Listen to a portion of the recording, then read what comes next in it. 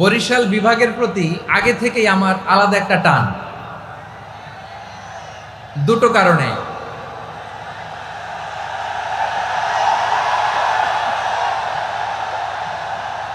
আলহামদুলিল্লাহ, আলহামদুলিল্লাহ, মাশাআল্লাহ।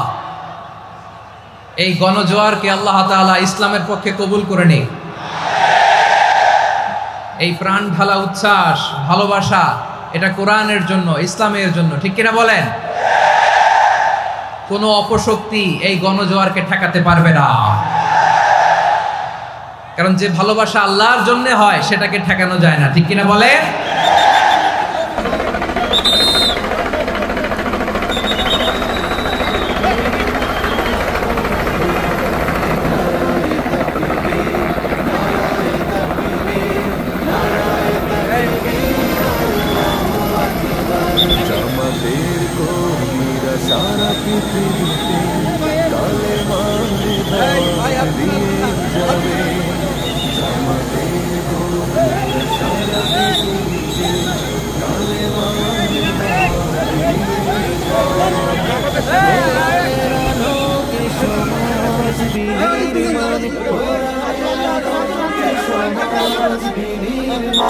হাজার জুলুম বাধা উল্টে যাবে সারা পৃথিবীতে কালেমার দাওয়াত দিয়ে যাবে জামাতের কর্মীরা সারা পৃথিবীতে কালেমার দাওয়াত দিয়ে যাবে।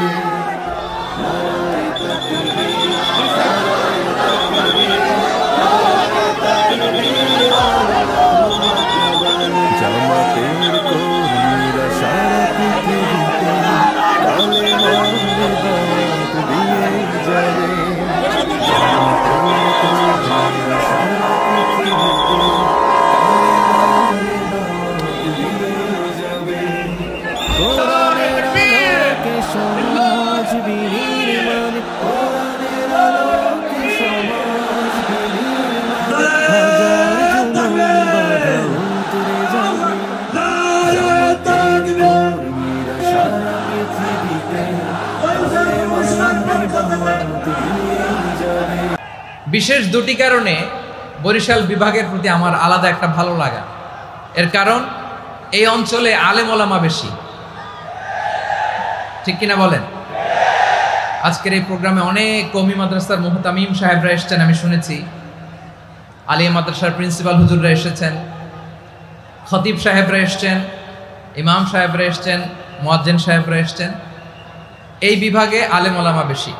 তার প্রমাণ, এখানে এই বরিশালের ভেতরে আছে সারসিনা দরবার, ঠিক কিনা বলেন?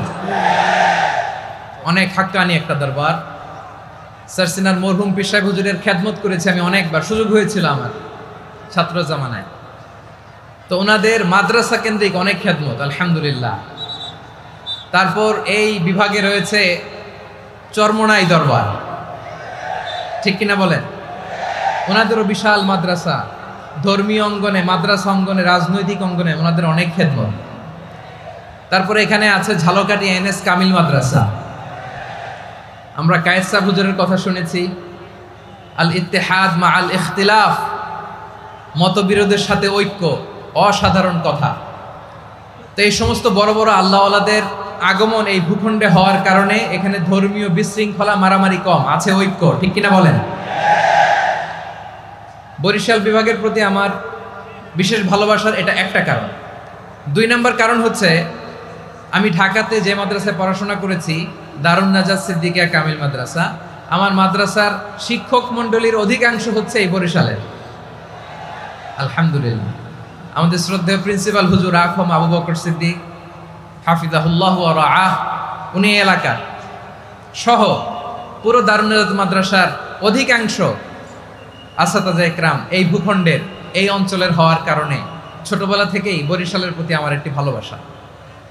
তো আমি অন্তরের অন্তঃস্থল থেকে আবারও শুভেচ্ছা জানাতে চাই। আমি আমাদের অনেক ভাইদেরকে দেখতে পাচ্ছি, আপনারা বসার জায়গা পাননি, দাঁড়িয়ে আছেন এবং খুবই নিশ্চুপ, শান্ত, সুশৃঙ্খল। The people of Borishal, they are very smart, alhamdulillah, mashallah. এবং শ্রোতা যাদেরকে দেখতে পাচ্ছি বেশিরভাগের বয়স 15 থেকে 25। জেনজি, যেখানেই যাই জেনজি আমারে ছাড়ে না। মাশাআল্লাহ, এরাই আগামীর বাংলাদেশ, এরাই বাংলাদেশ। এদের হাতেই নিরাপদ আমার লাল সবুজের পতাকা, এদের হাতেই নিরাপদ আমার 56,000 বর্গ মাইলের প্রতিটি ইঞ্চি মাটি। এজন্য তোমাদেরকে সাবধান থাকতে হবে, সজাগ থাকতে হবে দেশের জন্য, এদেশের সার্বভৌমত্বের জন্য, ঠিক কিনা বলেন? আমার প্রিয় ভাইরা, আপনারা এখন যেমনি নিশ্চুপ, নীরব, very quiet and calm, discipline, I like it, I love it. শেষ পর্যন্ত আপনারা এরকম নিশ্চুপ, নীরব, নিস্তব্ধ, নিঝুম থাকবেন তো আপনারা? মাশাআল্লাহ। আমি খুব লম্বা চূড়া সময় নেব না, অনেক আলোচনা হয়েছে, আমি পাশেই ছিলাম, আমি দুপুরেই চলে এসেছি, আমি শুনছিলাম আলোচনাগুলো, অসাধারণ আলোচনা হয়েছে। আসলে আলোচনা হওয়া দরকার অল্প, ইবাদত আর আমল হওয়া দরকার বেশি, ঠিক কিনা? কিয়ামতের একটা আলামত হচ্ছে খুতবুকুম তাওয়িলা ওয়া সালাওয়াতুকুম কাসীরা। কিয়ামতের আগে আমাদের বক্তব্য হয়ে যাবে লম্বা। Your speech will be longer and your salah will be very shorter. বক্তব্য হবে লম্বা, সালাত হবে খাটো। এই নমুনা বর্তমানে আছে না নাই? ঘন্টার পর ঘন্টা, তাও তৃপ্তি মিটে না।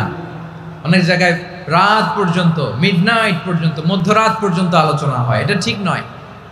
বক্তব্য হবে একেবারে gist, cream of the creams, একেবারে ক্রিম কথাটা আলোচক উপস্থাপন করবেন। হেদায়েত দেওয়ার মালিক কে? ইন্নাকা লা তাহদি মান আহবাবতা ওয়ালাকিন্নাল্লাহা ইয়াহদি মান ইয়াশা। নবী হে, আপনি চাইলেই কাউকে হেদায়েত দিতে পারবেন না। হেদায়েত দেওয়ার মালিক কে? প্রিয় ভাইরা, আমি শুরুতেই দেখতে চাই যে আপনারা বরিশাল বিভাগের কে কোন জেলা থেকে আসলেন, এটা একটু জেনে খোঁজখবর নিয়ে আমি আলোচনা শুরু করবো ইনশাআল্লাহ বিইذنিল্লাহ।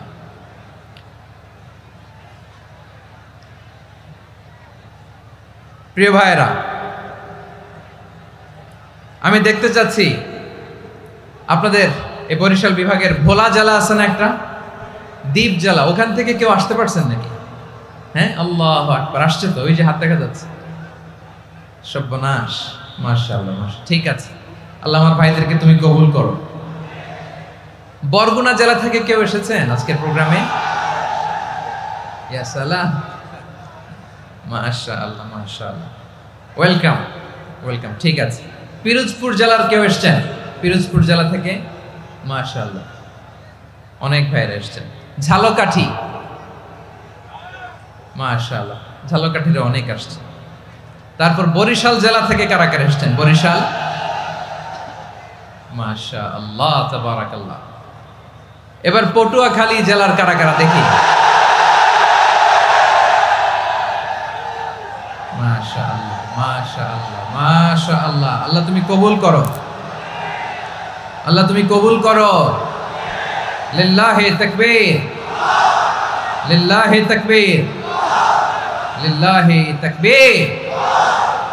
হাত নামান। প্রিয় ভাইরা, আসুন আমরা কাল বিলম্ব না করে আজকের পটুয়াখালী জেলা শহরের, মাশাআল্লাহ, ওই যে লক্ষ্মীপুর থেকে আমাদের ভাই এসে প্লেকার্ড নিয়ে দাঁড়াইছে, ঠিক আছে, প্লেকার্ড দেখেছি, ফি আমানিল্লাহ। আচ্ছা, এই বরিশাল বিভাগের বাইরে থেকে কারা কারা আসছেন দেখি, কেউ আছেন কিনা? মাশাআল্লাহ, অনেক অনেক অনেক, মাশাআল্লাহ, আল্লাহ কবুল করুন, আল্লাহ কবুল করুন, ফি আমানিল্লাহ। চাঁদপুর, ঠিক আছে, ঠিক আছে, হ্যাঁ, ইলিশের বাড়ি চাঁদপুর, ঠিক আছে, মাশাআল্লাহ, বসুন বসুন। সম্মানিত ভাইরা, আসুন আমরা মূল আলোচনার দিকে চলে যাই। আজকে আমরা যে টপিকটা নিয়ে আলোচনা করব সেটা হচ্ছে, আমরা যে জীবনে বিপদে পড়ি, আমরা বিপদে পড়লে আমাদেরকে উদ্ধার করে কে? আল্লাহ ছাড়া আমাদের বাঁচানোর কেউ আছে? উদ্ধার করার কেউ আছে? রক্ষা করার কেউ আছে? এজন্য বিপদে পড়লে আমরা চাইবো কার কাছে? আমাদের যাই দরকার হোক আমরা ফরিয়াদ করব কার কাছে? নাকি মাজারে যেয়ে চাবেন? মাজারে যেয়ে চাবেন? অনেকে তো মাজারে যেয়ে কপাল ঘষে, আছে না নাই? মাজারে যেয়ে সন্তান চায়, আছে? এই এলাকায় নাই, এলাকার লোকদের আকীদা খালেস আমি জানি। মাজারে যে কপাল ঘষে আর সন্তান চায়। আচ্ছা, মাজারে গেলে সন্তান পাওয়া যায়? আচ্ছা, মাজারে না গেলে যদি বাচ্চা না হতো, গরু ছাগলের যে বাচ্চা হয় ওরা কোন মাজারে মানত করে বলেন? কথা কি বুঝতেছেন? এই যে প্রতি বছর গরু ছাগল ভেড়া এগুলো যে বাচ্চা দেয়, এরা কোন মাজারে যে মানত করে? এজন্য চাইতে হবে একজনের কাছে, তিনি কে? আমার প্রিয় পটুয়াখালীবাসী, মাজার জিয়ারত করা সুন্নাহ। আমরা মাজার জিয়ারত করব, আল্লাহ ওয়ালাদের কবরে যাব, আমরা সেখানে যে সালাম দিব, দোয়া করব, নিজের জন্য করব, কবরে শুয়ে থাকা মাইয়েতের জন্য করব, পুরো মুসলিম উম্মার জন্য করব। কিন্তু কবরে যিনি শুয়ে আছে ওই বাবার কাছে সন্তান চাওয়া যাবে? চাকরি চাওয়া যাবে? সফলতা চাওয়া যাবে? সফলতা দেয় কে? সবাই বলেন নাই, আওয়াজ করে বলেন, সফলতা দেওয়ার মালিক কে? এক কথাই রব্বুল আলামিন বলেন, ওয়া ইয়ামসাসকাল্লাহু বিদুররিন ফালা কাশিফা লাহু ইল্লা হু ওয়া ইয়ুরিদকা বিখাইরিন ফালা রাদ্দা লিফাদলি ইউসিবু বিহি মান ইয়াশাউ মিন ইবাদিহি ওয়া হুয়াল গফুরুর রহিম। আল্লাহু আকবার। আল্লাহ বললেন, ওয়া ইয়ামসাসকাল্লাহু বিদুররিন ফালা কাশিফা লাহু ইল্লা হু। আল্লাহ যদি তোমাকে কোনো বিপদ স্পর্শ করায়, আল্লাহ যদি তোমারে কোনো বিপদে ফেলে দেয়, ওই বিপদ থেকে উদ্ধার করার তিনি ছাড়া আর কেউ নাই। জোরে বলেন ঠিক কিনা? তিনি যদি কোনো বিপদে ফেলেন, তিনি ছাড়া বিপদ থেকে উদ্ধার করার কেউ নাই। আর তিনি যদি তোমার প্রতি কোনো অনুগ্রহ করতে চান, ওই অনুগ্রহ ঠেকিয়ে দেওয়ার ক্ষমতাও কারো নাই। আল্লাহ যদি আপনার সফলতা দিতে চায়, পৃথিবীর কোনো শক্তি ওই সফলতাকে থামাতে পারে? এজন্য আল্লাহ বললেন, খবরদার, চিন্তার আকীদা খালিস করে নাও। ওয়া ইয়ামসাসকাল্লাহু বিদুররিন ফালা কাশিফা লাহু ইল্লা হু। আল্লাহ বিপদে ফেললে বিপদ থেকে উদ্ধার করার কেউ থাকে না। আর আল্লাহ যদি তোমার প্রতি দয়া দেখাতে চান, অনুগ্রহ করতে চান, ওই অনুগ্রহকে প্রতিরোধ করার মতো ক্ষমতা কারো নাই। তিনি তার বান্দাদের মধ্য থেকে যাকে ইচ্ছা তাকে দেন, যত ইচ্ছা তত দেন। তিনি ক্ষমাশীল, তিনি মেহেরবান। সুবহানাল্লাহ। তিনি ক্ষমাশীল, তিনি মেহেরবান। তাহলে এই আয়াত থেকে আমরা বুঝতে পারলাম, আমরা যদি বিপদে পড়ি আমাদেরকে কেউ বাঁচাতে পারে না। আমার বাবা আমারে বাঁচাতে পারে? হ্যাঁ? আমার মা আমাকে বাঁচাতে পারে? আমার বন্ধু আমারে বাঁচাতে পারে? আমার দলের কর্মী আমাকে বাঁচাতে পারে? আমার পীর সাহেব আমারে বাঁচাতে পারে? আমার পটুয়াখালীর ভাইয়েরা খেয়াল রাখবেন, বাঁচাতে পারে এক মহান সত্তা, উদ্ধার করতে পারে এক মহান সত্তা। চিৎকার করে বলুন, তিনি কে? আবার আল্লাহ বললেন, আম্মাই ইউজিবুল মুত্তাররা ইযা দাআহু ওয়া ইয়াকশিফুস সুআ ওয়া ইয়াজআলুকুম খুলাফাআল আরদ আইলাহুম মা'আল্লাহ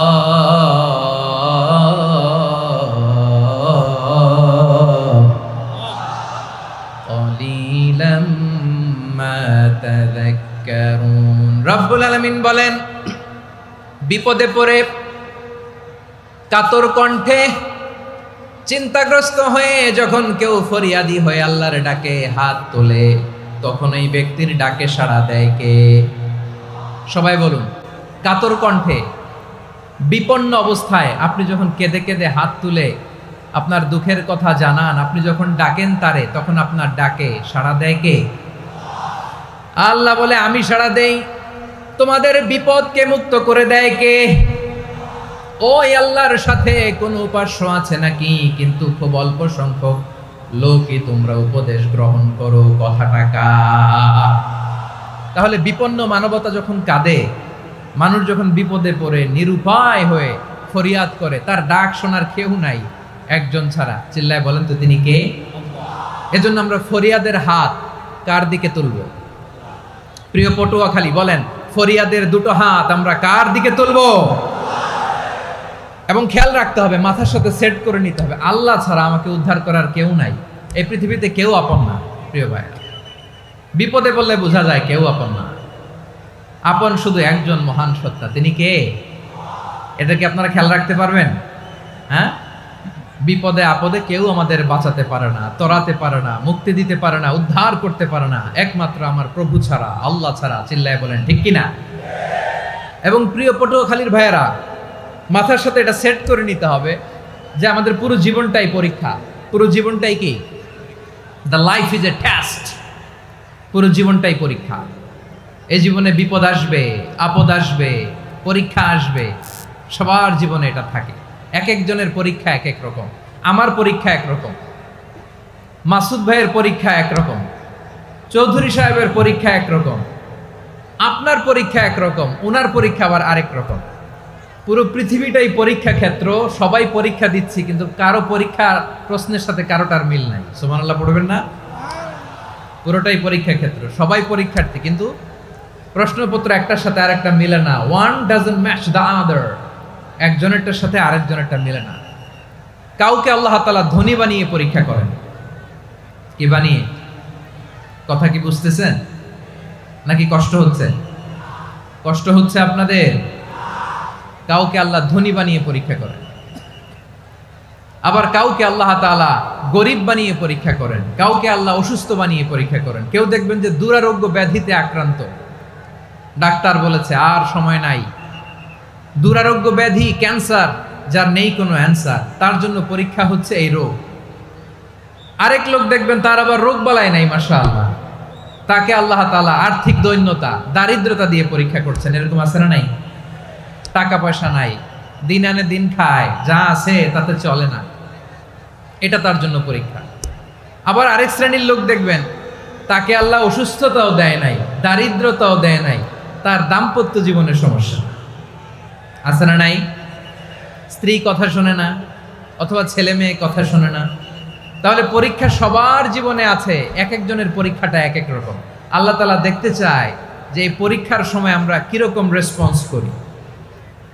how to deal with the test, কিভাবে এই বিপদ আপদ পরীক্ষাগুলোকে আমরা হ্যান্ডেল করব, ডিল করব, এটা হচ্ছে আজকের আলোচনার বিষয়। বুঝতে পেরেছেন সবাই আমার প্রিয় ভাইয়েরা? তাহলে পরীক্ষাময় আমাদের জীবন, আপদ পরীক্ষা, এটা মানুষের পিছু ছাড়ে না। সবার জীবনে পরীক্ষা আছে। নবীদের জীবনেও পরীক্ষা ছিল। সাহাবারা জিজ্ঞেস করেছেন, ইয়া রাসূলুল্লাহ, আইয়ুন নাসি আশাদ্দু বালাআন ফিদ দুনিয়া, এই দুনিয়ার বুকে কাদের পরীক্ষা সবচেয়ে বেশি? বিশ্বনবী বলেছেন, আল আম্বিয়া। এই পৃথিবীতে সবচেয়ে বেশি পরীক্ষা আল্লাহ তাআলা নিয়ে থাকেন নবীদের। কাদের? নবীদের। সুম্মাল আমসাল ফাল আমসাল, এরপরে নবীদের পরের স্তরে যারা, তাদের পরীক্ষা। এরপরে তাদের পরের স্তরে যারা, তাদের পরীক্ষা। সিদ্দিকিনদের, শুহাদাদের, সালিহিনদের, আল্লাহওয়ালাদের। যার ঈমান যত মজবুত তার জীবনে পরীক্ষাও তত বেশি। চিল্লায় বলেন ঠিক কিনা? তাহলে মুমিনরা, বিশ্বাসীরা, আমরা কি পরীক্ষা বিপদ আপদে ভয় পাই? হ্যাঁ, বিপদ দেখলে ভয় লাগে আপনাদের? ভয় লাগে? হ্যাঁ, না, মুমিনরা বিপদে ভয় পায় না, তারা হতাশ হয় না, সুবহানাল্লাহ, তারা নিরাশ হয় না। বিশ্বাসীরা হাল ছেড়ে দেয় না, তারা ভরসা রাখে একজনের উপর। চিল্লায় বলতে হবে তিনি কে? কারণ মুমিন জানে the grief isn't permanent, the test isn't permanent, the struggle in our life isn't permanent. আমাদের জীবনের দুঃখ, কষ্ট, স্ট্রাগল, এগুলো পার্মানেন্ট নয়। after every difficulties there is an ease. সব কষ্টের পরেই একটা সুখ আছে না নাই? রব্বুল আলামিন বলেন, ফা ইন্না মাআল উসরি ইউসরা, ইন্না মাআল উসরি ইউসরা, ভয় পেও না, চিন্তা করো না, কষ্টের সাথেই আমি রেখে দিয়েছি স্বস্তি। সুবহানাল্লাহ বলেন। মুমিন জীবনে বিপদ যত বেশি, কষ্ট যত বেশি, তার সামনে সফলতা তার চেয়েও বেশি। ঠিক কিনা বলেন? কারণ বিশ্বাসীরা জানে রাত্রি যত গভীর হয়, সুবহে সাদিকের সময় তত আগাতে থাকে। গর্ভবতী নারীর পেটের ব্যথা যত বাড়তে থাকে, ঘরে নতুন মেহমান আগমনের সময় ঘনাতে থাকে। মুমিনদের উপর বিপদ, অত্যাচার, আপদ, পরীক্ষা যত বাড়তে থাকে, কালেমার পতাকা উড্ডয়নের সময় কাছে আসতে থাকে। বিশ্বাসীদের এগুলো হিসাব মেলানো অনেক আগে, এগুলো অনেক আগে হিসাব মেলানো। দুঃখের আধার শেষে সুখের আলো মিটিমিটি হাসে। চিল্লায় বলেন ঠিক কিনা? দুঃখ যত বেশি, পরীক্ষা যত বেশি, কষ্ট যত বেশি, সুখের সময় তত কাছাকাছি চিল্লায় বলতে হবে, ঠিক কিনা? এজন্য মুমিন জীবনে পরীক্ষা বেশি, মুমিনদের হতাশা নাই, মুমিনরা নিরাশ হয় না, হতাশ হয় কাফিররা। মুমিনরা কখনো হাল ছেড়ে দেয় না, মুমিনরা ভরসা রাখে একজনের উপর, তিনি কে? তাহলে আমার প্রিয় পটুয়াখালীবাসী, বিপদ থাকবে, পরীক্ষা থাকবে, এই বিপদ থেকে আমাদেরকে উদ্ধার করবেন একজন, তিনি কে? আমরা শুধু আল্লাহর উপরই ভরসা রাখবো। রাজি আছেন তো? চাইবো একজন সত্তার কাছে, আওয়াজ করে বলুন, তিনি কে?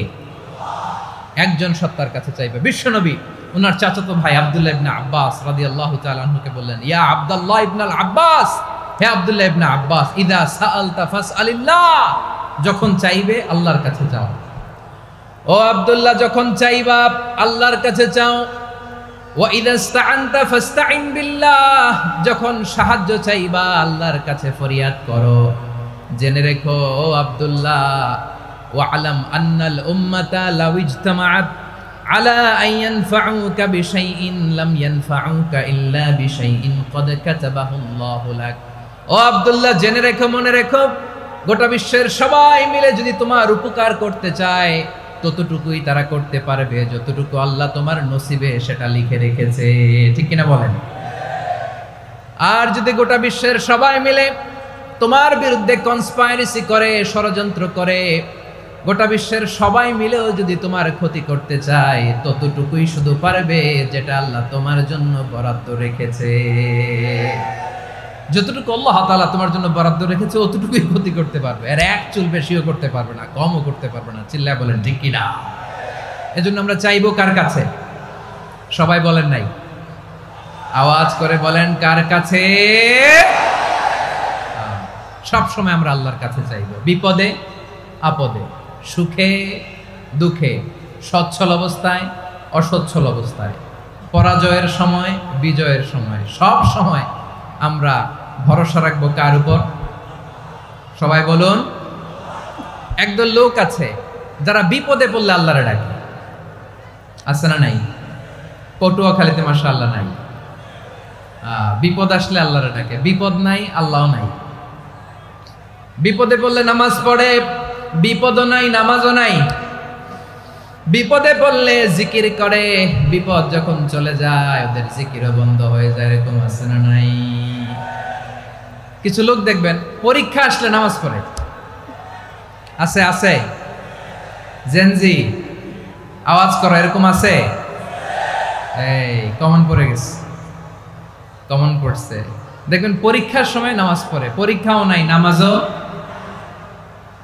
আছে। এরকম কিছু লোক আছে অসুস্থ হলে আল্লাহরে বড্ড ভালোবাসে, আল্লাহরে খুব ডাকে। অসুস্থ হইলে অসুস্থতাও নাই, আল্লাহ স্মরণও নাই। দেখবেন কিছু লোক নির্বাচন আসলে খুব আল্লাহওয়ালা হয়ে যায়, তখন দেখবেন মাথার মধ্যে হেজাব লাগায়, পাঞ্জাবি লাগায়, আল্লাহওয়ালা হয়ে যায়। নির্বাচনও নাই, এরপরে আল্লাহর কথাও নাই। আছে না নাই? না, এরকম হওয়া যাবে না। সব সময় আমরা আল্লাহরে ডাকবো, বিপদে আপদে সব সময় ভরসা রাখবো আমরা একজনের উপর। আওয়াজ করে বলেন, তিনি কে? এ কথায় আল্লাহ তাআলা আমাদের চোখে আঙ্গুল দিয়ে জানিয়ে দিলেন, ফাইদা রাকিবু ফিল ফুলকি দা'আবুল্লাহ মুখলিসিনা লাহুদ্দিন ফালাম্মা নাজ্জাহুম ইলাল বাররি ইযা হুম ইউশরিকুন। আল্লাহ বলে, একদল লোক আছে তারা যখন নৌযানে চড়ে, জলযানে চড়ে, সাগরের মধ্যে যখন জাহাজে চড়ে, লঞ্চে চড়ে, তারা যখন তুফানের সম্মুখীন হয় তখন তারা আল্লাহরে বড্ড বেশি ডাকে, একান্ত ভাবে ডাকে, বিশুদ্ধ চিত্তে ডাকে। আবার তুফান থেকে তাদেরকে সেফ জোনে নিয়ে, নিরাপদ জোনে নিয়ে যখন বন্দরে আমি আল্লাহ তাদেরকে ভিড়িয়ে দেই, ওই লোকগুলো আবার আমি আল্লাহর সাথে শিরিক করে। এরকম আছে না নাই? জাহাজে উঠছে, সাগরের মাঝখানে তুফান, ওই সময় দেখবেন আল্লাহ কারে কয়। এই কথা তো আপনাদেরকে বোঝানো সহজ, আপনারা তো নদীর দেশের মানুষ। লঞ্চে চড়েন নাই কারা কারা? দেখি, লঞ্চে চড়ছেন? হ্যাঁ, লঞ্চে চড়ে নাই এরকম একজনও নাই এখানে। আচ্ছা, লঞ্চে উঠছেন কে কে? দেখি। মাশাআল্লাহ মাশাআল্লাহ মাশাআল্লাহ, ঠিক আছে, আপনাদের বোঝানো সহজ। আচ্ছা, লঞ্চে উঠে তুফানের সম্মুখীন হয়েছেন, জলোচ্ছ্বাস সবাই, মাশাআল্লাহ। তো এই ওয়াজ তো আপনাদের মুখস্থ, ঠিক কিনা বলেন? আমার বলার দরকার নাই, বলেন। মাঝ নদী, তুফান, জলোচ্ছ্বাস, জলের মধ্যে উচ্ছ্বাস, ঢেউ, টর্নেডো, সাইক্লোন, মেঘের ঘনঘটা, পরিবেশ ঘুটঘুটে অন্ধকার, লঞ্চ একবার এদিকে আরেকবার ওইদিকে, ভিতরে কি অবস্থা হয় বলেন তো? হ্যাঁ, তখন মুসলিমও আল্লাহরে ডাকে, হিন্দু আল্লাহরে ডাকে, ঠিক কিনা বলেন? আস্তিক আল্লাহরে ডাকে, নাস্তিক আল্লাহরে ডাকে, ঠিক কিনা? লঞ্চের ভেতর, স্টিমারের ভেতর কান্নারে রোল পড়ে যায়, চিৎকারের রোল পড়ে যায়, সবার মুখ দিয়ে শুধু একটা আওয়াজ, লা ইলাহা লা ইলাহা লা ইলাহা সুবহানাল্লাহ আলহামদুলিল্লাহ লা ইলাহা। আল্লাহ নামের জিকির করবে যারা, আল্লাহর কাছে প্রিয় তারা, আল্লাহর কাছে প্রিয় যারা, জান্নাতে প্রবেশ করবে তারা, জোরে লা ইলাহা লা ইলাহা ইল্লাল্লাহ লা ইলাহা ইল্লাল্লাহ মুহাম্মাদুর রাসূলুল্লাহ সাল্লাল্লাহু আলাইহি ওয়াসাল্লাম। আমার প্রিয় পটুয়াখালীবাসী, তাহলে লঞ্চের ভেতরে যখন আমরা তুফানের মধ্যে পড়ি, তখন সবাই মিলে আমরা একটা নামের জিকির করি। নামটা কার? মুসলমানেরাও ডাকে, হিন্দুরাও ডাকে, আস্তিকও ডাকে, নাস্তিকও ডাকে, সবাই ডাকে একজনকে। তিনি কে? আবার দেখবেন ওই আল্লাহ তুফানের পরে, ঝড়ের পরে ওই লঞ্চটাকে যখন সদর ঘাটে ফিরিয়ে দেয়, আবার আমরা নাফরমানি শুরু করে দেই। সে কোথায় আল্লাহ বললেন, ফাইদা রাকিবু ফিল ফুলকি দা'আউল্লাহ মুখলিসিনা লাহুদ্দিন ফালাম্মা নাজ্জাহুম ইলাল বাররি ইযা হুম ইউশরিকুন। সাগরে যখন তুফানে পড়ে আমি আল্লাহর ডাকে, আবার আমি আল্লাহ যখন বাঁচিয়ে দেই, আবার আমি আল্লাহর সাথে শিরিক শুরু করে। আমরা কি এরকম হতে চাই নাকি? এরকম করবেন? হ্যাঁ না, আমরা তুফানে পড়লেও আল্লাহরে ডাকি, আবার বাঁচায় দেওয়ার পরেও ডাকি কারে? আল্লাহকেই ডাকি। বিমানের মধ্যে মাঝে মাঝে দেখবেন যে এয়ার টার্বুলেন্স হয়, জানেন? এয়ার টার্বুলেন্স জানেন তো? মাঝে মাঝে বিমানটা বাউন্সিং করে, বাম্পি, ভেরি বাম্পি ওয়েদার। শোনেন নাই? 40,000 ফিট উপরে যখন থাকে, তখন পাইলট মাঝে মাঝে বলে, dear passengers, ladies and gentleman, right now we are flying 40,000 feet above the ground and we are passing very air turbulence, very heavy air turbulence right now. Please fasten your seat belt. দেখবেন মাঝে মাঝে বলে যে, ভদ্র মহিলা, ভদ্র মহোদয়গণ, আমরা 40,000 ফিট উপর দিয়ে যাচ্ছি আর এয়ার টার্বুলেন্স ফেস করছি, মেহেরবানি করে আল্লাহর রাস্তে সিট বেল্ট বাঁধুন। তখন বিমানটা এরকম বাউন্সিং করে, শেকিং করে। আপনারা মুখোমুখি হয়েছেন? ইদানিং এই এয়ার টার্বুলেন্স বেড়ে গিয়েছে। গত বছর আমার ইন্টারন্যাশনাল অনেকগুলো ফ্লাইট ছিল, তো আমি দেখলাম যে আগের ফ্লাইটগুলোর তুলনায় এখন এয়ার টার্বুলেন্স খুব বেশি। আমি একটু রিসার্চ করে দেখলাম, ক্লাইমেট চেঞ্জের কারণে, জলবায়ু পরিবর্তনের কারণে আকাশের বাতাসের মুভমেন্টে পরিবর্তন হয়েছে, ফলে এখন বিমান শেকিং করে বেশি, বাউন্সিং, বাম্পি ওয়েদার। তো বলেন তো, 40,000 ফিট উপরে যখন আপনি, কয় হাজার ফিট? সবাই বলুন, কয় হাজার ফিট? 40,000 ফিট উপরে যখন আপনি, তখন যখন বিমানটা এরকম বাউন্সিং করে, সবাই যখন ভমিটিং করে বিমান নষ্ট করে দেয়, বমি করে, তখন বাঁচানোর কে আছে আল্লাহ ছাড়া? কেউ আছে? ওই মুহূর্তেও সবাই মিলে একজনের ডাকে আওয়াজ করে বলেন, তিনি কে? মাঝে মাঝে কিছু সোশ্যাল মিডিয়ায় কিছু ভিডিও পাওয়া যায় যে হেভি যখন এয়ার টার্বুলেন্স হয়, 10 সেকেন্ড 15 সেকেন্ডের কিছু ভিডিও পাওয়া যায়, বিমানটা এরকম বাউন্সিং করছে, বাম্পি ওয়েদার, কাঁপছে, মানুষগুলো বমি করছে। অক্সিজেন মাস্কগুলো সব ঝুলে পড়েছে, বিমানটা শুধু কাঁপছে। তখন দেখবেন বিমানের ভেতরেও এরকম লঞ্চের মতো চিৎকার আছে না নাই? বিমানের ভেতরেও তখন চিৎকার। গত বছর হিথ্রো এয়ারপোর্ট থেকে সিঙ্গাপুর এয়ারলাইন্সের একটা ফ্লাইট, হিথ্রো টু চাঙ্গি একটা ফ্লাইটে এমন বেশি এয়ার টার্বুলেন্সের শিকার হয়েছিল ওই এয়ারক্রাফটটা, 33 জন যাত্রী সেখানে আহত হয়েছে, একজন যাত্রী নিহত হয়েছে। কেবিন ক্রুজ, এয়ার হোস্টেস যারা আছে, একজনের নাক ফেটে, চোখ ফেটে, কপাল ফেটে, ব্লিডিং হয়ে শয়লা। প্রিয় ভাইয়েরা, ওই 40,000 ফিট উপরে বিমানটা যখন কাঁপবে, তখন আমাদেরকে আল্লাহ ছাড়া আর কেউ বাঁচানোর আছে? এত আস্তে বললে হবে? ওই কঠিন মুহূর্তে আমার বাবা আমারে বাঁচাতে পারে, আমার বন্ধু আমারে বাঁচাতে পারে। এই গ্রাউন্ডে, জমিনের বুকে আমার প্রোটোকল, আমার ক্ষমতা, আমার দাম্ভিকতা কোনো কিছু আমারে বাঁচাতে পারে? একজন ছাড়া। চিল্লায় বলতে হবে, চিনি কে? সে আল্লাহ বললেন, গোলাম আমি বিপদের সময় ঠিকই তোমাদের বাঁচিয়ে দেই। ওই বিমানের ভেতরে 40,000 ফিট উপরে যখন তোমরা এয়ার টার্বুলেন্সের শিকার হও, তখন নাস্তিকও আল্লাহরে ডাকে, হিন্দু আল্লাহরে ডাকে। জোরে বলেন ঠিক কিনা? আবার বিমানটা যখন শান্ত হয়ে যায়, একটু পরেই বিমানের স্ক্রিনের মধ্যে হিন্দি সিনেমা খোঁজে। বিমানের স্ক্রিনে কিন্তু বিশাল ওখানে আফলাম ফিল্মের একেবারে বুঝাই করা। বিমানটা শান্ত হলে আবার হিন্দি সিনেমা দেখা শুরু করে। একটু আগে ডাকছিল কারে? দেখবেন বাংলাদেশে আমাদের ক্রিকেটাররা যখন অন্য কোনো দেশের সাথে খেলে, অনেক সময় এমন হয় বল বাকি একটা, রান দরকার 6টা। বল বাকি কয়টা? পটুয়াখালী বুঝে নাই বোধহয়। বল বাকি কয়টা? রান দরকার।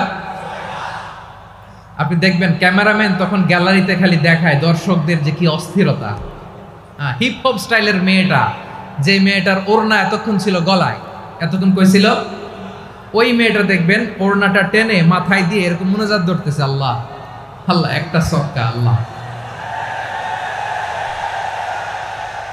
আল্লাহ, আমার লাল সবুজের পতাকারে তুমি অপমানিত কইরো না আল্লাহ।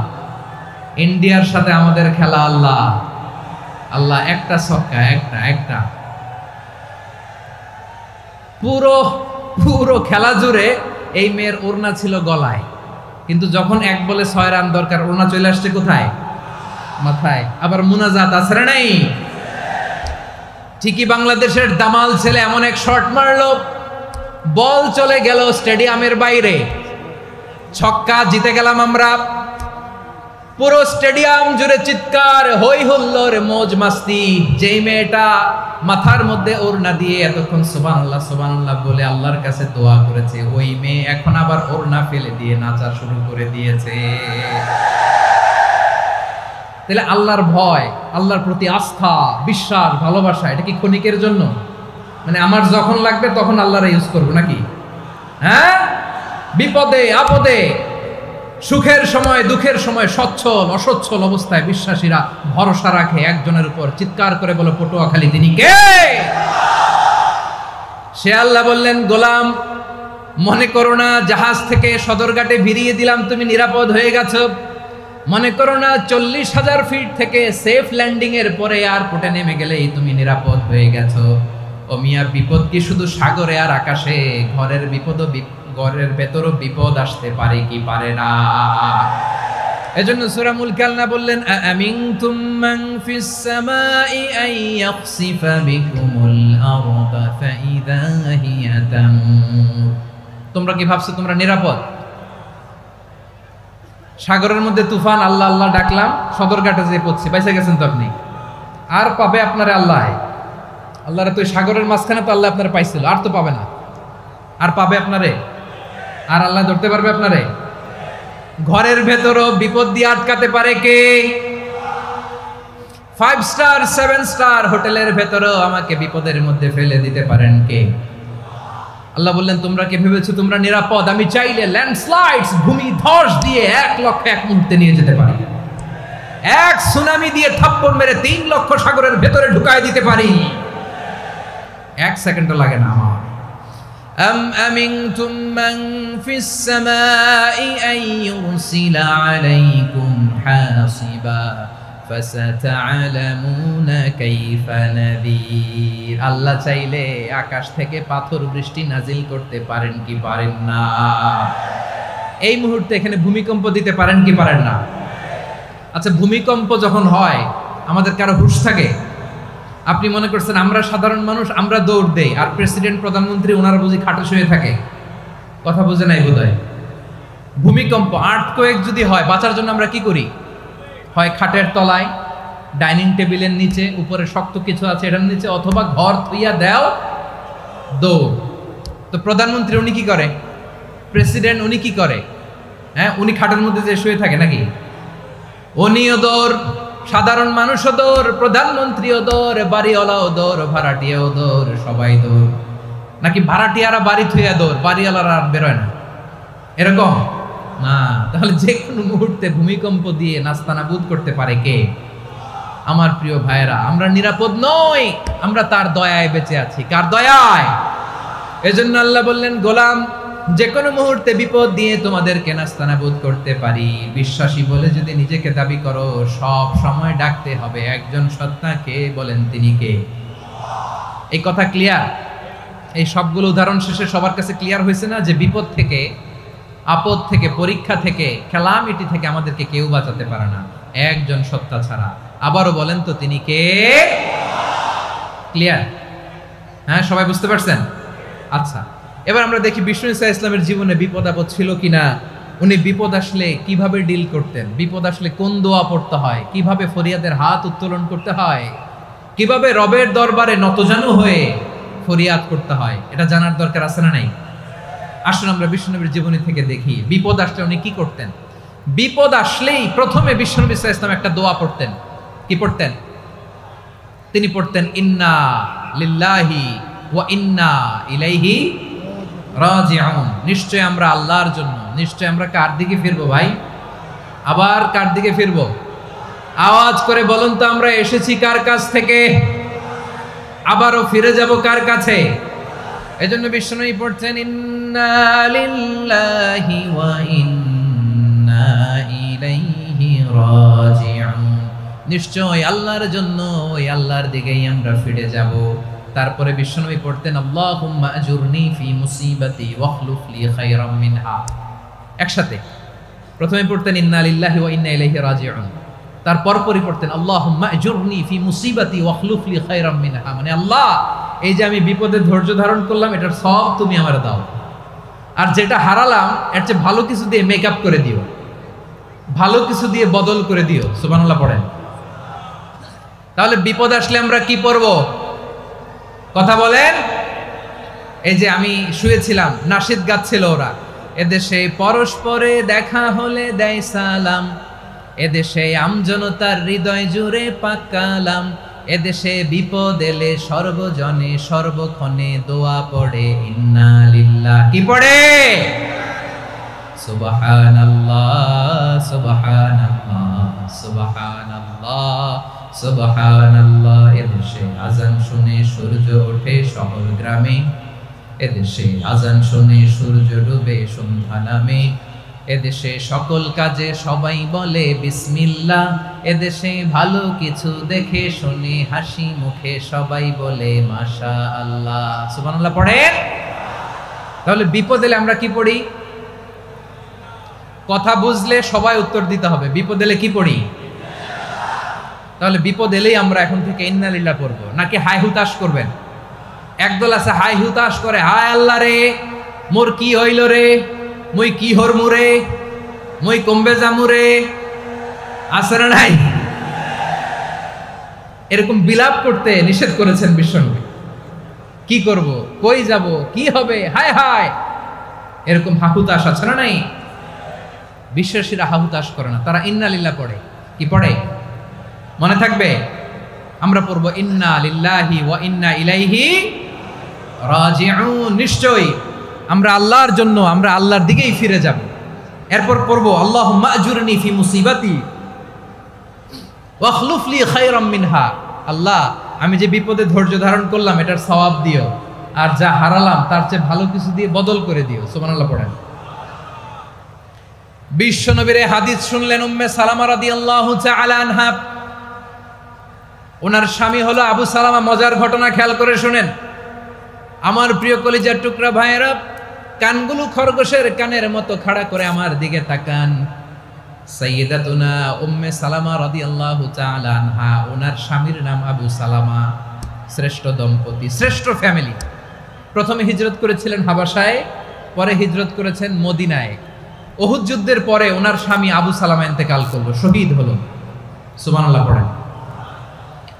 যখন আবু সালামা ইন্তেকাল করলো, উম্মে সালামা রাদিয়াল্লাহু তাআলা আনহা কেঁদে কেঁদে হয়রান। আর নবীর শিখানো বাণী অনুযায়ী তিনি বারবার পড়ছিলেন ইন্না লিল্লাহ। কি পড়ছিলেন? মুই কই যামু, কি হরমু, এগুলো বলে নেই। কি বলছে? ইন্না লিল্লাহ। যেহেতু বিশ্বনবী বলেছেন কেউ যদি বিপদের প্রথম ধাক্কায় পড়ে ইন্না লিল্লাহি ওয়া ইন্না ইলাইহি রাজিউন, আল্লাহুম্মা আজুরনি ফি মুসিবাতি ওয়া আখলুফ লি খায়রাম মিনহা, তাহলে এই বিপদে যে সে যা হারালো তার চেয়ে শ্রেষ্ঠ কিছু দিয়ে আল্লাহ তার বদল দিয়ে দিবে। এই হাদিস শুনে উম্মে সালামা রাদিয়াল্লাহু তাআলা আনহা ওনার প্রাণ প্রিয় স্বামী আবু সালামার ইন্তেকালের পরে চোখের পানি ছাড়ে আর পড়ে ইন্না লিল্লাহি ওয়া ইন্না ইলাইহি রাজিউন, আল্লাহুম্মা আজুরনি ফি মুসিবাতি ওয়া আখলুফ লি খায়রাম মিনহা। বারবার এই দোয়া পড়ে চোখের পানি ছাড়ে, এই দোয়া পড়ে চোখের পানি ছাড়ে। আর মনে মনে বলে আবু সালামার মতো ভালো মানুষ মদিনাতে নাই, আবু সালামার চেয়েও ভালো মানুষ মদিনাতে নাই। তার চেয়ে ভালো মানুষ কি করে আল্লাহ তাআলা আমারে দিবে? তার চেয়ে ভালো মানুষ তো আমি মদিনাতে দেখি না। চোখের পানি দিয়ে বুক ভাসায় আর নবীর হাদিসের উপর আমল করে পড়ে ইন্না লিল্লাহি ওয়া ইন্না ইলাইহি রাজিউন, ইন্না লিল্লাহি ওয়া ইন্না ইলাইহি রাজিউন। পড়তে পড়তে চোখের পানি ছাড়ে আর চিন্তা করে বিশ্বনবী বললেন এই দোয়া পড়লে যেটা হারালাম তার চেয়ে ভালো কিছু দিয়ে আল্লাহ পুরস্কার দেয়। আবু সালামার চেয়ে ভালো মানুষ মদিনার মধ্যে আর কে হতে পারে?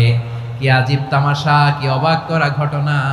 কিছুদিন পরে দেখা গেল সাইয়্যিদুল মুরসালিন রাহমাতাল লিল আলামিন স্বয়ং বিশ্ব নবী উম্মে সালামাকে বিয়ের প্রস্তাব পাঠিয়েছে। স্বয়ং বিশ্ব নবী উম্মে সালামা রাদিয়াল্লাহু তাআলা আনহাকে বিয়ের প্রস্তাব পাঠিয়েছেন। উনি রাজি হয়ে গেলেন, বিয়ে হয়ে গেল। উনি হয়ে গেলেন উম্মুল মুমিনিন, আমাদের মা, পুরো মুসলিম উম্মার মা। চিৎকার করে বলেন আল্লাহু আকবার।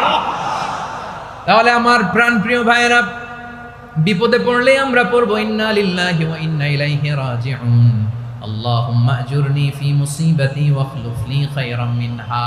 পড়বেন? পড়বেন না? যারা যারা বিপদ আসলে এই দোয়াটা পড়বেন এখন থেকে আওয়াজ করে ইনশাআল্লাহ বলেন। যা হারাইছেন তার চেয়ে শ্রেষ্ঠ জিনিস দিয়ে বদলা দিবে কে? বিশ্বাস হয়? একটু সন্দেহ লাগে মনে হয়, একটু সন্দেহ আছে? যাদের বিশ্বাস হবে তাদের কি আল্লাহ উত্তম বদলা দিবে, ঠিক কিনা বলেন? তাহলে বিপদে পড়লেই প্রথমে আমরা এটা পড়ব। দোয়াগুলো যদি এখন মুখস্থ না হয়, এই যে রেকর্ডিং হচ্ছে, পেয়ে যাবেন, কালকেই পেয়ে যাবেন। শুনে শুনে মুখস্থ করবেন। আমার মায়েরা, আমার বোনেরা, আপনাদের জন্য 3টি মাঠের অ্যারেঞ্জমেন্ট করা হয়েছে, আমি জানি।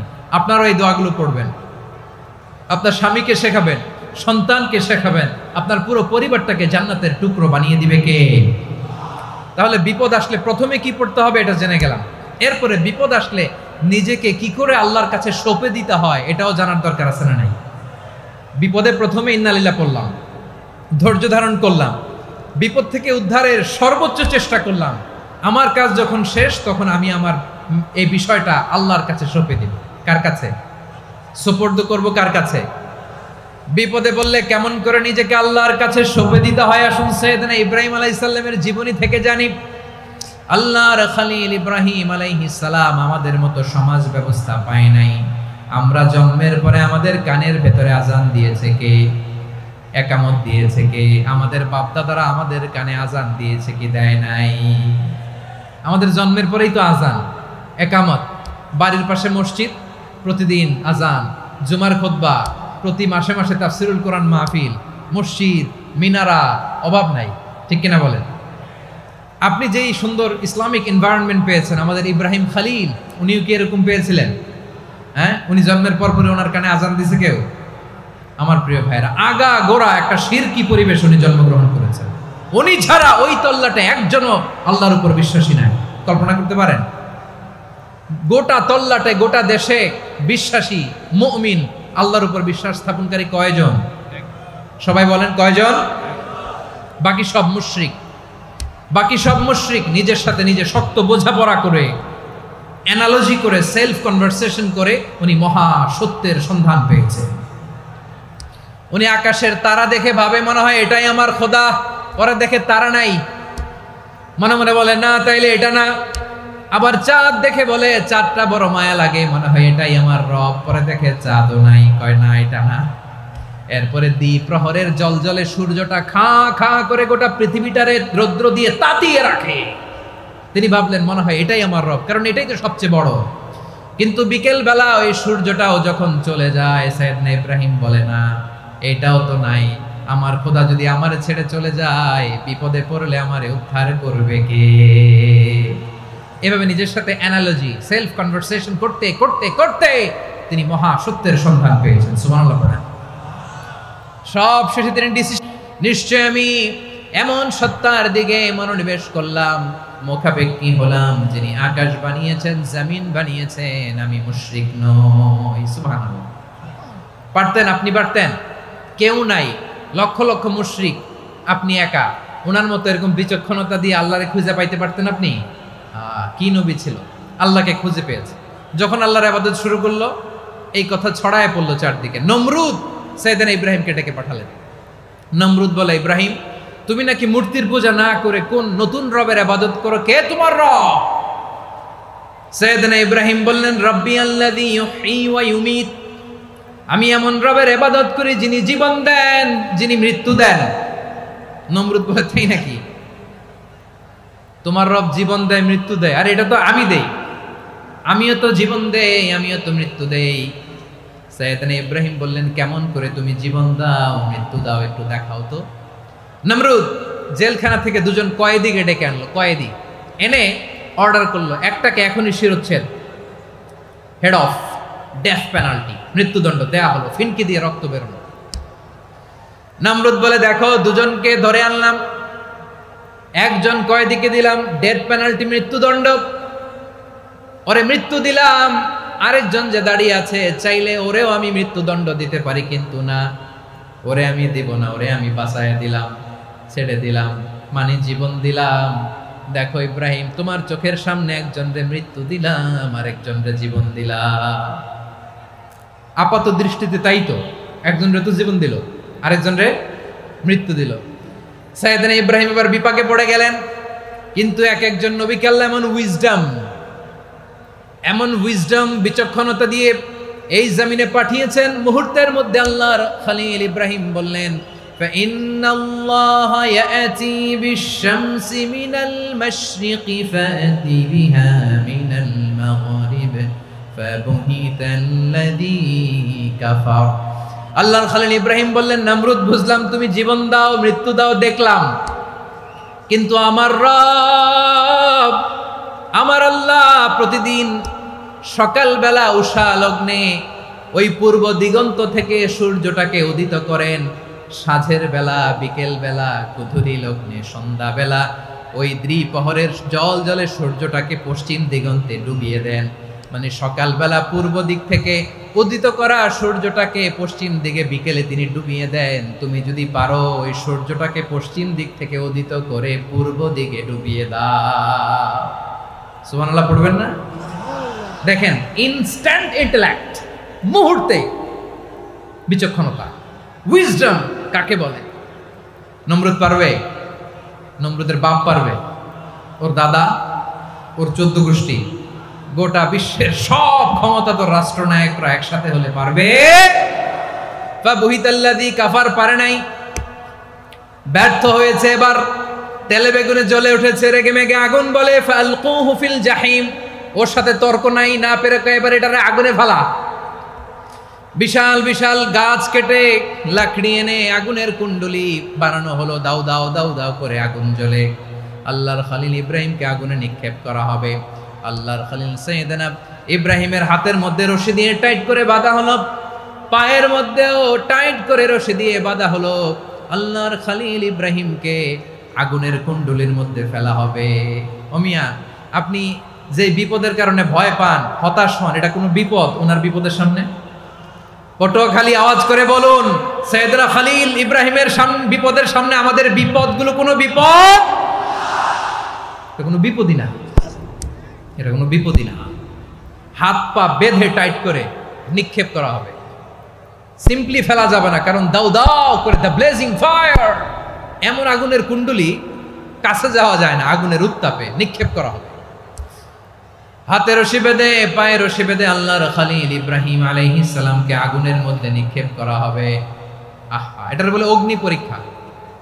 উনি অগ্নি পরীক্ষার সম্মুখীন হয়েছিলেন, এজন্য কঠিন পরীক্ষাকে আমরা অগ্নি পরীক্ষার সাথে তুলনা করি, ঠিক কিনা? সাইয়েদনা জিবরাইল এসে বললেন, ও আল্লাহর খলিল, ওরা তো আপনার হাতও বেঁধে ফেললো, পাও বেঁধে ফেললো, নড়াচড়ার সুযোগ নাই, বলেন আমি জিবরিল ফেরেশতা আপনার জন্য কি করতে পারি? আল্লাহর খলিল ইব্রাহিম বলেন, ও জিবরাইল, তোমার কাছে আমার কোনো চাওয়া পাওয়া নাই। সুবহানাল্লাহ বলেন। তোমার কাছে বলার কিছু নাই, তোমার সাহায্যের আমার দরকার নাই। সাইয়েদনা ইব্রাহিম আলাইহিস সালামকে হাতে পায়ে রশি বেঁধে হাত পা বাঁধা অবস্থায় জ্বলন্ত অগ্নিকুণ্ডে যখন নমরুদের দলবল নিক্ষেপ করবে, আল্লাহর খলিল কিভাবে নিজেকে আল্লাহর কাছে সঁপে দিয়েছেন, পটুয়াখালীর ভাইরা খেয়াল করে শুনুন। হাত পা বেঁধে আল্লাহর খলিলকে যখন নিক্ষেপ করা হবে, তিনি মুখ ফুটে বলে ফেললেন, হাসবুনাল্লাহু ওয়া নি'মাল ওয়াকিল। হাসবুনাল্লাহু ওয়া নি'মাল ওয়াকিল, আমার জন্য আল্লাহই যথেষ্ট, আমার জন্য আল্লাহই যথেষ্ট। তিনি আমার সবচেয়ে বড় গার্ডিয়ান, তিনি আমার সবচেয়ে বড় অভিভাবক। জিব্রাইলের সাহায্যে অফারকে ফিরিয়ে দিলেন, দুনিয়ার বুকে কারো কাছে কিছু বলেন নাই, মুখ ফুটে বলেছেন হাসবুনাল্লাহ। ও আমার পটুয়াখালীর প্রাণের ভাইয়েরা, খেয়াল রাখবেন, কোনো বান্দা তার হাতে থাকা সব চেষ্টাটুকুন করার পরে মুখ ফসকে মুখ দিয়ে যখন বলে ফেলে হাসবুনাল্লাহ, বান্দা যখন হাসবুনাল্লাহ বলে ফেলে, ওই ব্যাপারটা ডিল করার দায়িত্ব স্বয়ং আল্লাহ আরশের উপর থেকে নিয়ে নেয়। আপনি যখন বলে ফেলবেন হাসবুনাল্লাহ, এটা ডিলিং করবে কে তখন? চিল্লায় বলেন না, তিনি কে? বান্দা তার সাধ্যের সবটুকু চেষ্টার পরে নতজানু হয়ে যখন বলবে হাসবুনাল্লাহ, আল্লাহ তুমি আমার জন্য যথেষ্ট, নি'মাল ওয়াকিল, তুমি আমার শ্রেষ্ঠ অভিভাবক, তখন তার কি দরকার না দরকার এটা ডিল করে স্বয়ং আল্লাহ। নিক্ষেপ করা হলো সাইয়েদনা ইব্রাহিমকে অগ্নিকুণ্ডলিতে। হাজার হাজার মানুষের দৃশ্য দেখার জন্য জড়ো হয়েছে এরকম বিশাল ময়দানে। কিন্তু কি অবাক করা ঘটনা, সবাই ভয় পাচ্ছিল, না জানে কি হয়ে যায়। আল্লাহর খলিলকে যখন আগুনের কুণ্ডলিতে নিক্ষেপ করা হয়, আল্লাহর খলিল ইব্রাহিম আগুনের কুণ্ডলীর মধ্যে বসে বসে মানুষগুলোর দিকে তাকিয়ে হাসতে শুরু করে দেয়। কারণ আকাশ থেকে রব্বুল আলামিন স্পেশাল ভার্ডিক্ট নাজিল করেছেন, স্পেশাল হুকুম জারি করেছেন, কুলনা ইয়া নারু কুনি বারদান ওয়া সালামান আলা ইব্রাহিম।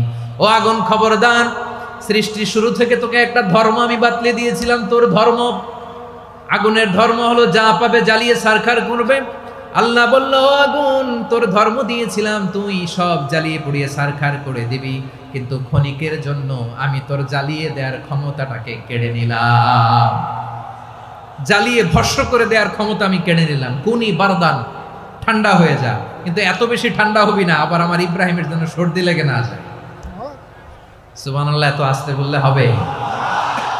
কুনি বারদান, বার্দ মানে বরফ, ঠান্ডা, ঠান্ডা হ, কিন্তু এত ঠান্ডা হবি না যাতে আমার ইব্রাহিমের কষ্ট হয়। আগুন বলে, আল্লাহ একবার বললাম ঠান্ডা হ, আবার বলো এত ঠান্ডা হবি না যাতে খলিলের সর্দি না লাগে। কেমন ঠান্ডা হব, কেমন এনভায়রনমেন্ট তৈরি করে দেব বলো? আল্লাহ বললেন, সালামান আলা ইব্রাহিম, আমার খলিল, আমার কলিজা, আমার ইব্রাহিমের জন্য তুই জান্নাতের গুল বাগিচা হয়ে যা। ও ভাই, নবী মুসার মতো ঈমান হলে রাস্তা হবে সাগর জলে, নবী ইউসুফের মতো ঈমান হলে একে একে দরজা খোলে। নবী ইব্রাহিমের মতো ঈমান যদি আজও থাকে বিদ্যমান, অগ্নিকুণ্ডে দেখতে পাবে খুবসুরতে ফুল ভাগার। কুলনা ইয়া নারু কুনি বারদান ওয়া সালামান আলা ইব্রাহিম। বান্দা যখন মুখ দিয়ে বলে হাসবুনাল্লাহ, আমার আল্লাহ আমার জন্য যথেষ্ট। এই বলে যখন নিজেকে সঁপে দেয়, তার কি লাগবে ওই দায়িত্ব স্বয়ং নিয়ে নেয় কে? সবাই বলেন, স্বয়ং নিয়ে নেয় কে? তাহলে আমার প্রিয় ভাইরা, বিপদের শুরুতেই আমরা বলবো ইন্না লিল্লাহ। শুরুতে কি বলবো? এরপরে যেই বাক্যটা পড়ে নিজের পরিস্থিতিকে আল্লাহর দরবারে সঁপে দিব, সেটা হচ্ছে হাসবুনাল্লাহ। সেটা কি? বিষ্ণু বলেন, লা ইয়াজালু লিসানুকা রাতাবান মিন যিকরিল্লাহ। সব সময় আল্লাহর স্মরণ দিয়ে, জিকির দিয়ে জিহ্বাটারে সিক্ত রাখো। আর শয়তানু জাসিমুন আলা কলবি ইবনে আদম। শয়তান বনি আদমের কলবে খামচি মেরে বসে থাকে। ফাইদা যাকারাল্লাহ খানাসা। মানুষ যখন আল্লাহর স্মরণ করে, জিকির করে, শয়তান দৌড়ে পালায়। ওয়া ইদা গাফালা ওয়াসওয়াসা। যখনই বনি আদম গাফেল হয়, তখনই শয়তান তার হৃদয়ে ওয়াসওয়াসা দেয়। এজন্য বিপদে পড়লে ইন্না লিল্লাহ, নিজের সবটুকুন করার পরে, নিজের রোল প্লে করার পরে নিজেকে আমরা কি বলে সঁপে দিব? সবাই বলেন, সবাই বলতে হবে। আরো জোরে বলেন, মনে থাকবে? বিপদে পড়লে প্রথমে ইন্না লিল্লাহ, এরপরে নিজেকে যখন সঁপে দিব তখন হাসবুনাল্লাহ। এরপরে কঠিন বিপদ যদি যখন বিশ্বনবী পড়তেন, তখন কি করতেন? এমন বিপদ মাঝে মাঝে হয় না, দেয়ালে পিঠ থেকে যায়, চোখে মুখে অন্ধকার, কি করব দিশা খুঁজে পাই না, এরকম হয় কখনো? হ্যাঁ, আপনাদের হয়? হয় না? তো জান্নাতে আছেন আপনারা। হয় হয় এরকম হয়েছে না যে দেয়ালে পিঠ থেকে গেছে, চোখে মুখে অন্ধকার, কই যাব, কি করব, বাঁচানোর কেউ না, এরকম হয়েছে কখনো আপনাদের? যদি হয় তাইলে এটার সলিউশন বলবো, না হইলে তো এগুলো বলে লাভ নাই। হয় হয় হয় বিশ্বনবী এরকম কঠিন বিপদে পড়েছেন জীবনের কিছু কিছু মুহূর্তে। ওই মুহূর্তে বিশ্বনবী স্পেশাল দুইটা দোয়া পড়তেন। এই দোয়াগুলো আপনাদেরকে জানিয়ে দেয়। বিশ্বনবী বলেন, কঠিনতম বিপদে যখন পড়বা, দেয়ালে পিঠ থেকে যায়, চোখে মুখে অন্ধকার, বাঁচার কোনো উপায় নাই, তখন পড়বা লা ইলাহা ইল্লা আনতা সুবহানাকা ইন্নী কুনতু মিনাজ জালিমিন। আল্লাহ, তুমি ছাড়া কোনো ইলাহ নাই, তুমি পবিত্র, নিশ্চয় আমি জালিমদের অন্তর্ভুক্ত। সুবহানাল্লাহ বলেন। এই দোয়া সাইয়েদনা ইউনূস আলাইহিস সালাম পড়েছিলেন যখন মাছের পেটে ছিলেন। কিসের পেটে? এবং অনেক মুফাসসিরিন একরাম বলেছেন, অনেক আহলুল ইলমরা বলেছেন, এটা হচ্ছে ইসমে আজম। ইসমে আজম এমন দোয়া যেটা দিয়ে দোয়া করলে আল্লাহ দোয়া কবুল করে, কিন্তু এটা কোনটা, এটা নিয়ে ইখতিলাফ আছে। কোন আহলুল ইলম বলেন এই লা ইলাহা ইল্লা আনতা সুবহানাকা ইন্নী কুনতু মিনাজ জালিমিন, এটা হচ্ছে ইসমে আজম। সাইয়েদনা ইউনূস আলাইহিস সালাম পড়েছেন, আপনারা পড়েননি? তুফান হইলে পড়েন না? আমাদের এলাকায় তো এটা খুব, এটার উপর ব্যাপক আমল আছে। পটুয়াখালীতে কি অবস্থা বলেন? পড়েন পড়েন পড়েন পড়েন। একটা গল্প শুনেছিলাম, পাক হানাদার বাহিনী যখন বাংলাদেশে অ্যাটাক করতো, ৭১ সালের ঘটনা বলতেছে, আমরা তো দেখি নাই, শুনছি আর কি। ৭১ যদি দেখতাম, এতদিনে রাজাকার হয়ে যেতাম। আল্লাহ আমাদেরকে বাঁচাই দিছে, আল্লাহর মেহেরবানি, ঠিক কিনা বলেন? মন মতো হইলে মুক্তিযোদ্ধা, মন মতো না হইলে রাজাকার। কত কিছু দেখলাম এই শাহবাগের বুকে। আল্লাহ, ৭১ সালে দেখি নাই, আমরা শুনেছি। পাক হানাদার বাহিনী জিজ্ঞেস করত মুসলিম না অমুসলিম চেক করার জন্য, বলতো কালেমা বল, কালেমা বাতাও। তো যারা কালেমা বলতে পারতো, পাকিস্তানি বাহিনী নাকি ওদেরকে ছেড়ে দিত, শুনেছি। তো একজনকে, এক বাঙালিরে পেয়ে তার মাথার মধ্যে বন্দুকর নল ধরে বলতেছে, কালেমা বল সালে, কালেমা বাতা, কালেমা বল। তো ভয়ের চোটে এই দোয়া পড়া শুরু করছে। ও পড়তেছে লা ইলাহা ইল্লা আনতা সুবহানাকা ইন্নী কুনতু মিনাজ জালিমিন। পাকিস্তানি বলে সালে ইয়ে তো মুসিবত কা কালেমা है। বাঙালি কয় হাম তো ভি মুসিবত মে है। পাকিস্তানি বলে বেটা কোন দোয়া বললি, এটা তো মুসিবতের কালেমা। কয় আমিও তো মুসিবতে আছি, আমার মাথার মধ্যে বন্দুক ধরে তুমি আমার কালেমা জিজ্ঞেস করো, এখন কোনটা কালিমা আর কোনটা কি দোয়া, আমার হুঁশ আছে নাকি? প্রিয় ভাইরা, আসলে এটা দুআউল মুসিবা, বিপদে পড়লে এ দোয়া পড়তে হয়। লা ইলাহা ইল্লা আনতা সুবহানাকা ইন্নী কুনতু মিনাজ জালিমিন, এটা পড়বেন আপনারা। এই দোয়া পড়ে সাইয়েদনা ইউনূস আলাইহিস সালাম মাছের পেট থেকে রক্ষা পেয়েছিলেন। রক্ষা করেছিল কে? তুমি ইউনুস নবীরে যখন খাইলো মাছেতে গিলিয়া, ফেরেশতা পাঠাইয়া দিলে ইসমে আজম দিয়া, প্রাণে ছিল যাহার ভয় সেথা পাইল আশ্রয়, প্রাণে ছিল যাহার ভয় সেথা পাইল আশ্রয়, মাছের পেট হতে সে যে পেল পরিত্রাণ। আল্লাহু আল্লাহু তুমি জাল্লে জালালুহু, শেষ করা তো যায় না গে তোমার গুণগান। আল্লাহু আল্লাহু, সুবহানাল্লাহ পড়ে। লা ইলাহা ইল্লা আনতা সুবহানাকা ইন্নী কুনতু মিনাজ জালিমিন। বিশ্বনবী বললেন, দেয়ালে পিঠ থেকে গেলে, চোখে মুখে অন্ধকার, বাঁচার কোনো উপায় নাই, তখন এই দোয়াটা করতে হবে। এই দোয়া পড়ে আল্লাহর কাছে ফরিয়াদ করলে বিপদ মুক্ত করবেন কে? কেন এই দোয়াটা আল্লাহর কাছে বড্ড প্রিয় জানেন আমার ভাইয়েরা? কারণ এই দোয়ার মধ্যে 3টা জিনিস আছে। আমি যেরকম আঙ্গুল উঁচু করেছি এরকম করেন তো। 3টা। কয়টা? 3টা। 1 নম্বরে হচ্ছে তাওহীদ, 2 নম্বরে তাসবিহ, 3 নম্বরে তাকরীর। আই রিপিট, আবারও বলছি, 1 নম্বরে তাওহীদ, 2 নম্বরে তাসবিহ, 3 নম্বরে তাকরীর। এই দোয়াটা আল্লাহর কাছে এত পছন্দনীয় কারণ এ দোয়ার প্রথম অংশে আছে তাওহীদ, আল্লাহর একত্ববাদের ঘোষণা। লা ইলাহা ইল্লা আনতা, ও আল্লাহ আপনি ছাড়া কোনো ইলাহ নাই, উপাস্য নাই। এই কথা বললে আর আল্লাহ বড় খুশি হয়ে যায়, সুবহানাল্লাহ পড়েন। এ দোয়ার দ্বিতীয় অংশে আছে তাসবিহ, মানে আল্লাহর প্রশংসা, প্রশংসা সূচক বাণী।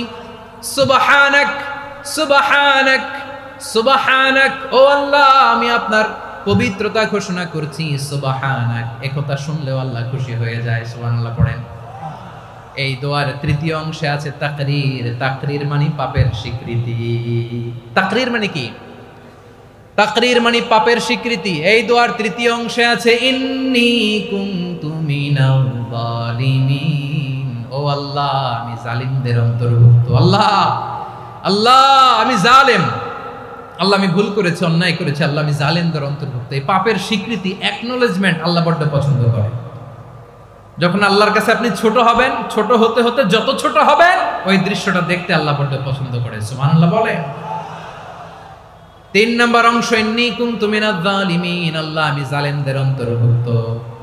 সাইয়েদনা আদম আলাইহিস সালাম ভুল করে যখন নিষিদ্ধ গাছের ফুল খেয়ে ফেললেন, ফল খেয়ে ফেললেন, আল্লাহ বললেন আদম ক্ষমা পেতে চাইলে তুমি আর হাওয়া মিলে স্বীকৃতি দাও, পাপের স্বীকৃতি। আর পড়ো রব্বানা যালামনা আনফুসানা ওয়া ইল্লাম তাগফির লানা ওয়া তারহামনা লানাকুনান্না মিনাল খাসিরিন।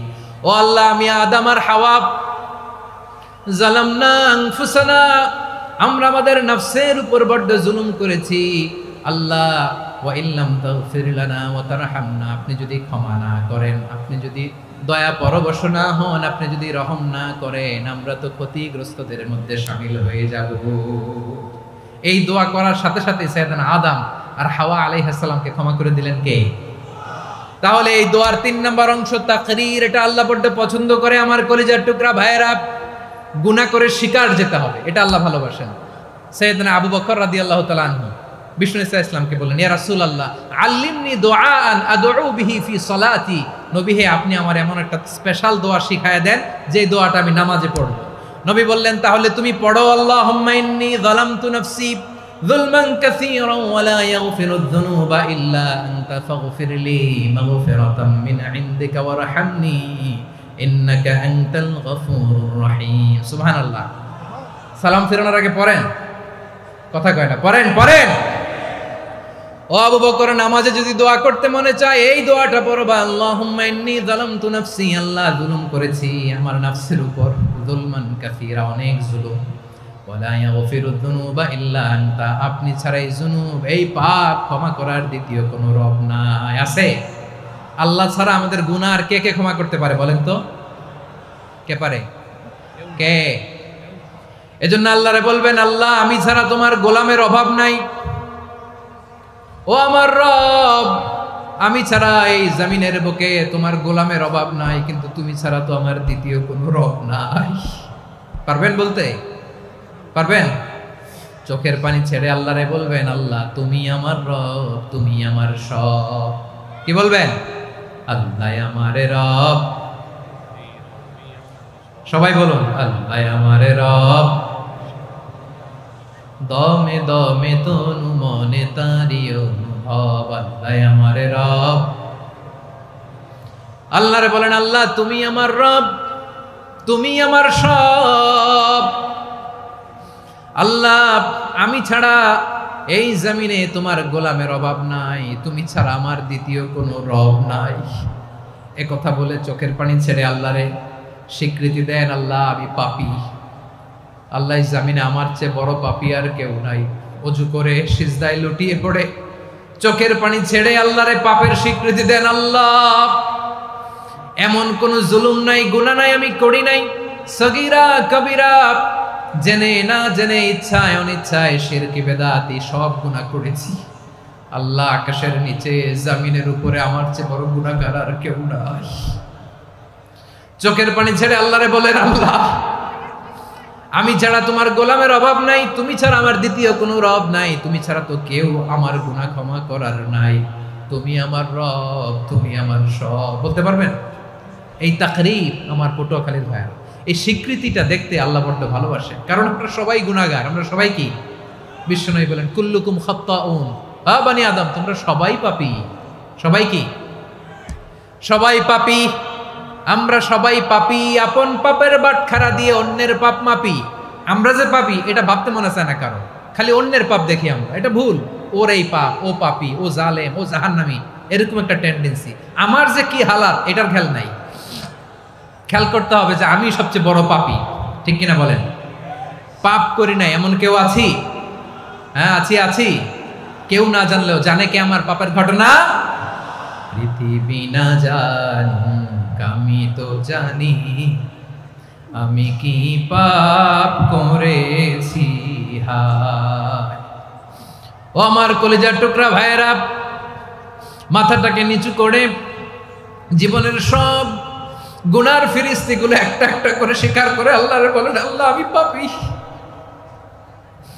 আল্লাহ আমার চেয়ে বড় পাপী এই দুনিয়াতে কেউ নাই, আকাশের নিচে জমিনের উপরে আমার চেয়ে বড় পাপী কেউ নাই। একটা একটা করে আল্লাহ স্বীকার করি আমি পাপী, সব পাপের স্বীকৃতি দিলাম। পৃথিবী না জানুক আমি তো জানি, আমি কি পাপ করেছি হায়। আমার পাপের করলে বিচার, বাঁচার আমার নাই উপায়। দয়াময় তুমি মাফ করো আমায়, মাফ করো আমায়। আল্লাহ তাআলা যদি দয়া করে আমাদেরকে মাফ না করে, আমাদের বাঁচার কোনো উপায় নাই। আপনি কি ভেবেছেন আপনার নামাজ দিয়ে আপনি জান্নাতে যাবেন? আপনি তাহাজ্জুদ গুজার, সেজদা দিতে দিতে কপালে দাগ ফেলেছেন, এটা আপনারা জান্নাতে নেবে না। আপনি এলাকার সবচেয়ে বড় হাতেম তাই দানশীল, এই দানের ভরসায় বসে আছেন, কশিন কালো না। আমাদের নামাজ, আমাদের রোজা, আমাদের ইবাদত, এগুলোকে মিজানের পাল্লায় উঠালে কোনো ওজনই হবে না। তবে আমাদের একটা কৌশল জানা আছে, আমরা আল্লাহর রহমতের ভিখারি। আমরা সেদিন আগেই গুনার স্বীকৃতি দিয়ে দেব। আমরা বলবো, আল্লাহ তুমি প্রশ্ন করার আগে তোমার একটা কথা বলি, আমারে কিছু জিজ্ঞেস করো না, আমি সব করেছি। এমন কোন পাপ নাই যে পাপ আমারে দিয়ে হয় নাই। তোমার রহমত দিয়ে তুমি জান্নাতে পাঠাবা, তোমার দয়ায় জান্নাতে যেতে চাই, আমল দিয়ে না। পারবেন বলতে? কিয়ামতের দিন আমরা বলবো, আল্লাহ আমার আমল দিয়ে জান্নাত চাই না, আমি তোমার দয়া দিয়ে জান্নাত চাই। তোমার দয়া ছাড়া আমার কোনো উপায় নাই। কারণ আল্লাহ যদি বিচার করে, বাঁচার কারো উপায় নাই। আল্লাহ যদি বলে ফেলেন তুই এটা করলি কেন, ওখানে গেলি কেন, কোরআনে 1000 বার নিষেধ করলাম তারপরেও এই পাপে জড়ালি কেন, এরকম প্রশ্ন ছুড়ে দিলে আমার উত্তর আছে? বাঁচার কোনো উপায় আছে? রোজ হাসরে হে আল্লাহ আমার করোনা বিচার, আল্লাহ করোনা বিচার। বিচার চাহিনা তব দয়া চাহি এ গুনাহগার করুণা বিচার। আপনার আমল দিয়ে জান্নাতে যাবেন? কি দিয়ে যাবেন? আল্লাহর দয়া দিয়ে। আল্লাহর রহম আর দয়া ছাড়া কেউ জান্নাতের চেহারাও দেখতে পাবে না। আমার প্রিয় ভাইরা, এই দোয়া আল্লাহর কাছে পছন্দনীয় হওয়ার কারণ তিনটা। দোয়ার প্রথম অংশে আছে তাওহীদ, আল্লাহর একত্ববাদের ঘোষণা। এই দোয়ার দ্বিতীয় অংশ আছে তাসবিহ, আল্লাহর প্রশংসা সূচক বাণী। এই দোয়ার 3 নাম্বার অংশ পাপের স্বীকৃতি। তাহলে আমরা সবাই গুনাহগার। আমরা আল্লাহর কাছে পাপের স্বীকৃতি দিয়ে বলবো, ও আল্লাহ, ইন্নী কুনতু মিনাজ জালিমিন, আমরা জুলুম করেছি, পাপ করেছি, অন্যায় করেছি, আল্লাহ বুঝতে পারি নাই। শয়তানের ওয়াসওয়াসায় পড়ে, বন্ধুর পাল্লায় পড়ে, নফসের খায়েশ মিটাতে যে আল্লাহ করে ফেলেছি। তুমি গুনাহ না মাফ না করলে আমাদের গুনাহ মাফ করার দ্বিতীয় কেউ নাই। ঠিক কিনা বলেন? এভাবে অনুতপ্ত হয়ে যদি আল্লাহর কাছে দোয়া করেন, দেয়ালে পিঠ থেকে গেছে, কোনো রাস্তা নাই বের হওয়ার, ওই মুহূর্তেও আপনাকে বিপদ থেকে উদ্ধার করবে কে? বিশ্বনবী চরম বিপদে পড়লে দুটা দোয়া পড়তেন। প্রথম হলো এটা, লা ইলাহা ইল্লা আনতা সুবহানাকা ইন্নী কুনতু মিনাল জালিমিন। এই দোয়াটা আমরা বেশি বেশি পড়ব প্রিয় ভাইরা। রাজি আছেন? সবাই আওয়াজ করে পড়ুন ইনশাআল্লাহ। আমার প্রিয় ভাইরা, বিপদে পড়লে বিশ্বনবী আরো একটা দোয়া পড়তেন, লা ইলাহা ইল্লাল্লাহুল আযীমুল হালিম, লা ইলাহা ইল্লাল্লাহু রাব্বুল আরশিল আযীম, লা ইলাহা ইল্লাল্লাহু রাব্বুস সামাওয়াতি ওয়াল আরদি ওয়া রাব্বুল আরশিল কারীম। এই যে বললাম, রেকর্ড হয়ে গেছে। এখন তো আর ইনস্ট্যান্ট মুখস্থ না হলো, পরে মুখস্থ করে নেবেন। আল্লাহ ছাড়া কোনো উপাস্য নাই, তিনি সুমহান, মহা সহিষ্ণু। আল্লাহ ছাড়া কোনো উপাস্য নাই, তিনি সুমহান, আরশের অধিপতি। আল্লাহ ছাড়া কোনো উপাস্য নাই, তিনি আকাশের মালিক, জমিনের মালিক, তিনি সুবিশাল আরশের অধিপতি। সুবহানাল্লাহ পড়েন। এই দোয়াটা কেউ যদি পড়ে যদি এর ওসিলা করে দোয়া করে, তাকে বিপদ থেকে মুক্তি দেয় কে? মনে থাকবে আপনাদের? তাহলে বিপদের প্রথম ধাক্কায় কি যেন পড়তে হয়? ইন্না লিল্লাহ। তারপরে কি বলে আল্লাহর কাছে নিজেকে সঁপে দিতে হয়? দেয়ালে পিঠ থেকে গেলে লা ইলাহা ইল্লা আনতা সুবহানাকা ইন্নী কুনতু মিনাজ জালিমিন।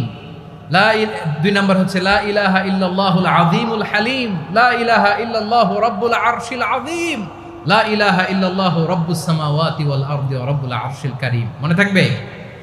ইনশাআল্লাহ বলেন সবাই, আওয়াজ করে সবাই ইনশাআল্লাহ। অনেক সময় এমন হয়, হঠাৎ বিপদের সম্মুখীন হই আমরা, রেডি হয়ে বের হইছে অফিসে, হঠাৎ অ্যাক্সিডেন্টে পড়ে যাই, হঠাৎ পেটের ব্যথায় অজ্ঞান, এরকম হয় না? আপনাদের হয় না? বিষ্ণু ইসলাম বলেন, আকস্মিক দুর্ঘটনার বিপদ থেকে যদি কেউ বাঁচতে চায়, সকাল সন্ধ্যা যেন প্রত্যেকে এই দোয়াটা পড়ে। সকালে যদি 3 বার পড়ে, সন্ধ্যা পর্যন্ত হঠাৎ বিপদ থেকে সে রক্ষা পাবে। To be protected from sudden calamity, sudden disaster, sudden calamity. হঠাৎ বিপদ, হঠাৎ ভয়ঙ্কর কোন আকস্মিক বিপদ থেকে আল্লাহ বাঁচায় দিবে। সকালে পড়লে সন্ধ্যা পর্যন্ত প্রোটেক্টেড, সন্ধ্যাবেলায় যদি 3 বার পরে সকাল পর্যন্ত প্রোটেক্টেড। সুবহানাল্লাহ পড়ে। দোয়াটা কি? দোয়াটা হচ্ছে বিসমিল্লাহিল্লাযী লা ইয়াদুররু মা ইসমিহি শাইউন ফিল আরদি ওয়ালা ফিস সামাই ওয়া হুয়াস সামিউল আলিম। ছোট না? অনেক ছোট, মুখস্থ করবেন। বিসমিল্লাহিল্লাযী লা ইয়াদুররু মা ইসমিহি শাইউন ফিল আরদি ওয়ালা ফিস সামা। ওই আল্লাহর নাম নিচ্ছি, যে আল্লাহর নামের বরকতে আকাশ জমিনের কোনো কিছু কারো কোনো ক্ষতি সাধন করতে পারে না। তিনি সর্বশ্রোতা, সর্বজ্ঞ। সুবহানাল্লাহ পড়েন। পড়বেন এই দোয়াটা, বিসমিল্লাহিল্লাযী লা ইয়াদুররু মা ইসমিহি শাইউন ফিল আরদি ওয়ালা ফিস সামাই ওয়া হুয়াস সামিউল আলিম। ফজরের পরে 3 বার, মাগরিবের পরে 3 বার যদি কেউ পড়ে, প্রোটেক্টেড। যে কোনো হঠাৎ বিপদ থেকে প্রোটেক্ট করেন কে? ওই আল্লাহর নাম নিচ্ছি, যে আল্লাহর নামের ওসিলায় আকাশ জমিনের কোনো কিছু কোনো ক্ষতি করতে পারে না। সুবহানাল্লাহ পড়েন। আচ্ছা, এবার আমাদের জীবনে দুশ্চিন্তা আছে না নাই বলেন?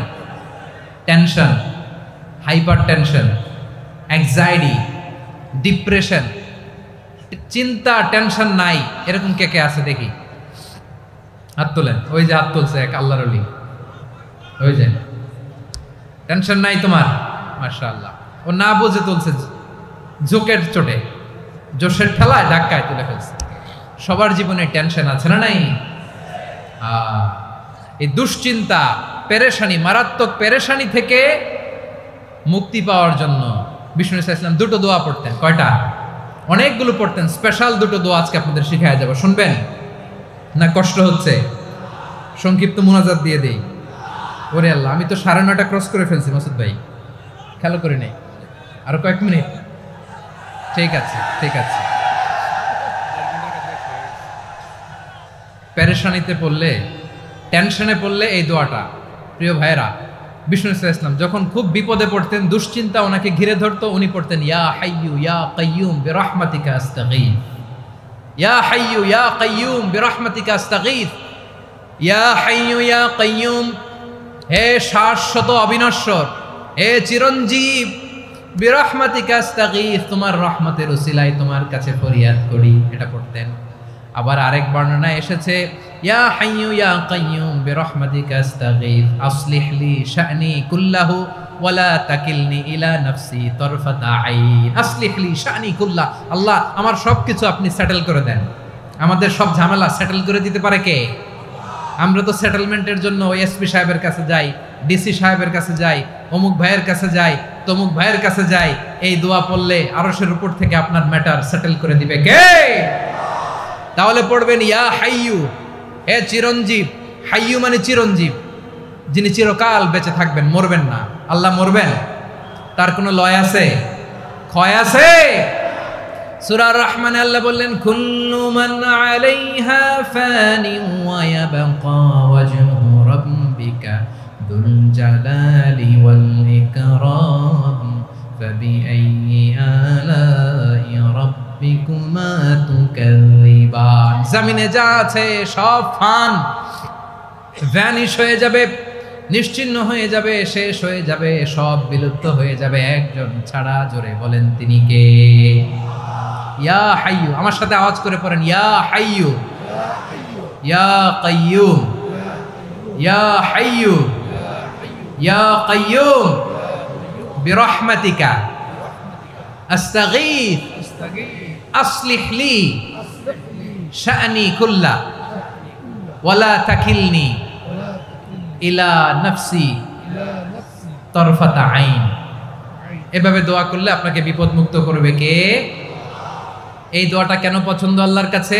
কারণ এখানে আল্লাহর দুইটা সুন্দর নাম আছে, গুণবাচক নাম, আল হাই, আল কাইয়ুম। এই দুটো নাম আছে এখানে। আবার এই দুইটা আয়াতুল কুরসির অংশ। আয়াতুল কুরসির শুরু তো এটা আছে না নাই? হ্যাঁ, আছে না নাই? 3 নাম্বার কারণ, এটা ইসমে আজম। কোন দোয়াটা ইসমে আজম? যে দোয়া ওসিলায় দোয়া করলে আল্লাহ দোয়া ফেরায় না। অনেকগুলো মত আছে, সবচেয়ে ভ্যালিড মত হচ্ছে এটা, ইয়া হাইয়ু ইয়া কাইয়ুম। এর ওসিলা দিয়ে দোয়া করলে দোয়া কবুল করে কে?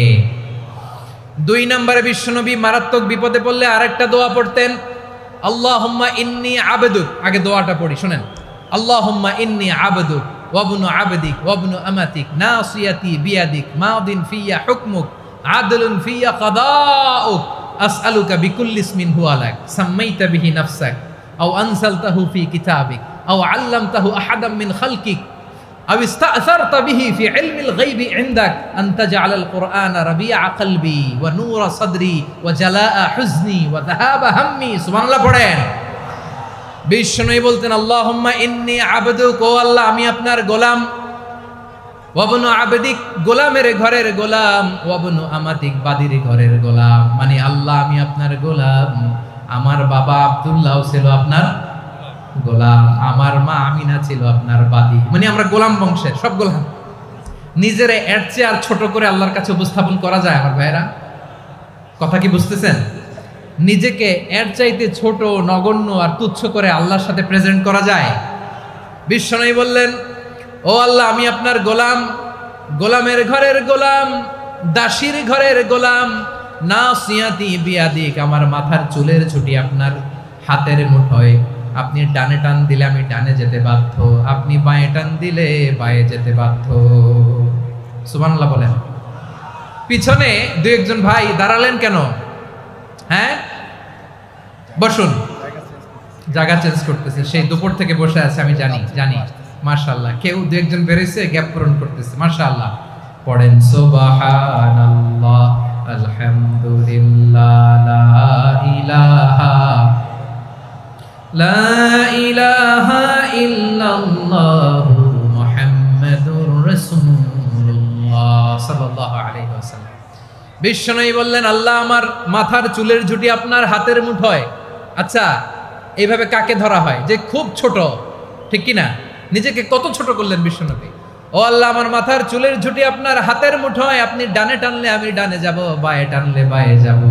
আল্লাহ, আসআলুকা বিকুল্লি ইসমিন হুয়া লাক নাসিয়াতি বিয়াদিক মাদিন ফিয়া হুকমুক। আপনার নির্দেশ আমার উপর কার্যকর হবেই হবে। আদলুন ফিয়া কাদাউক, আপনার ফয়সালা, যেই ফয়সালাই আপনি আমার জন্য করেন এটাই ইনসাফ। সুবহানাল্লাহ বলেন। আমরা আল্লাহর ফয়সালায় সন্তুষ্ট হতে চাই না। কত কমপ্লেইন, আল্লাহ তুমি এটা দিলা না, ওইটা পাইলাম না, ওইটা হইল না রে, এরকম অভিযোগ কমপ্লেইন আমাদের আছে না নাই?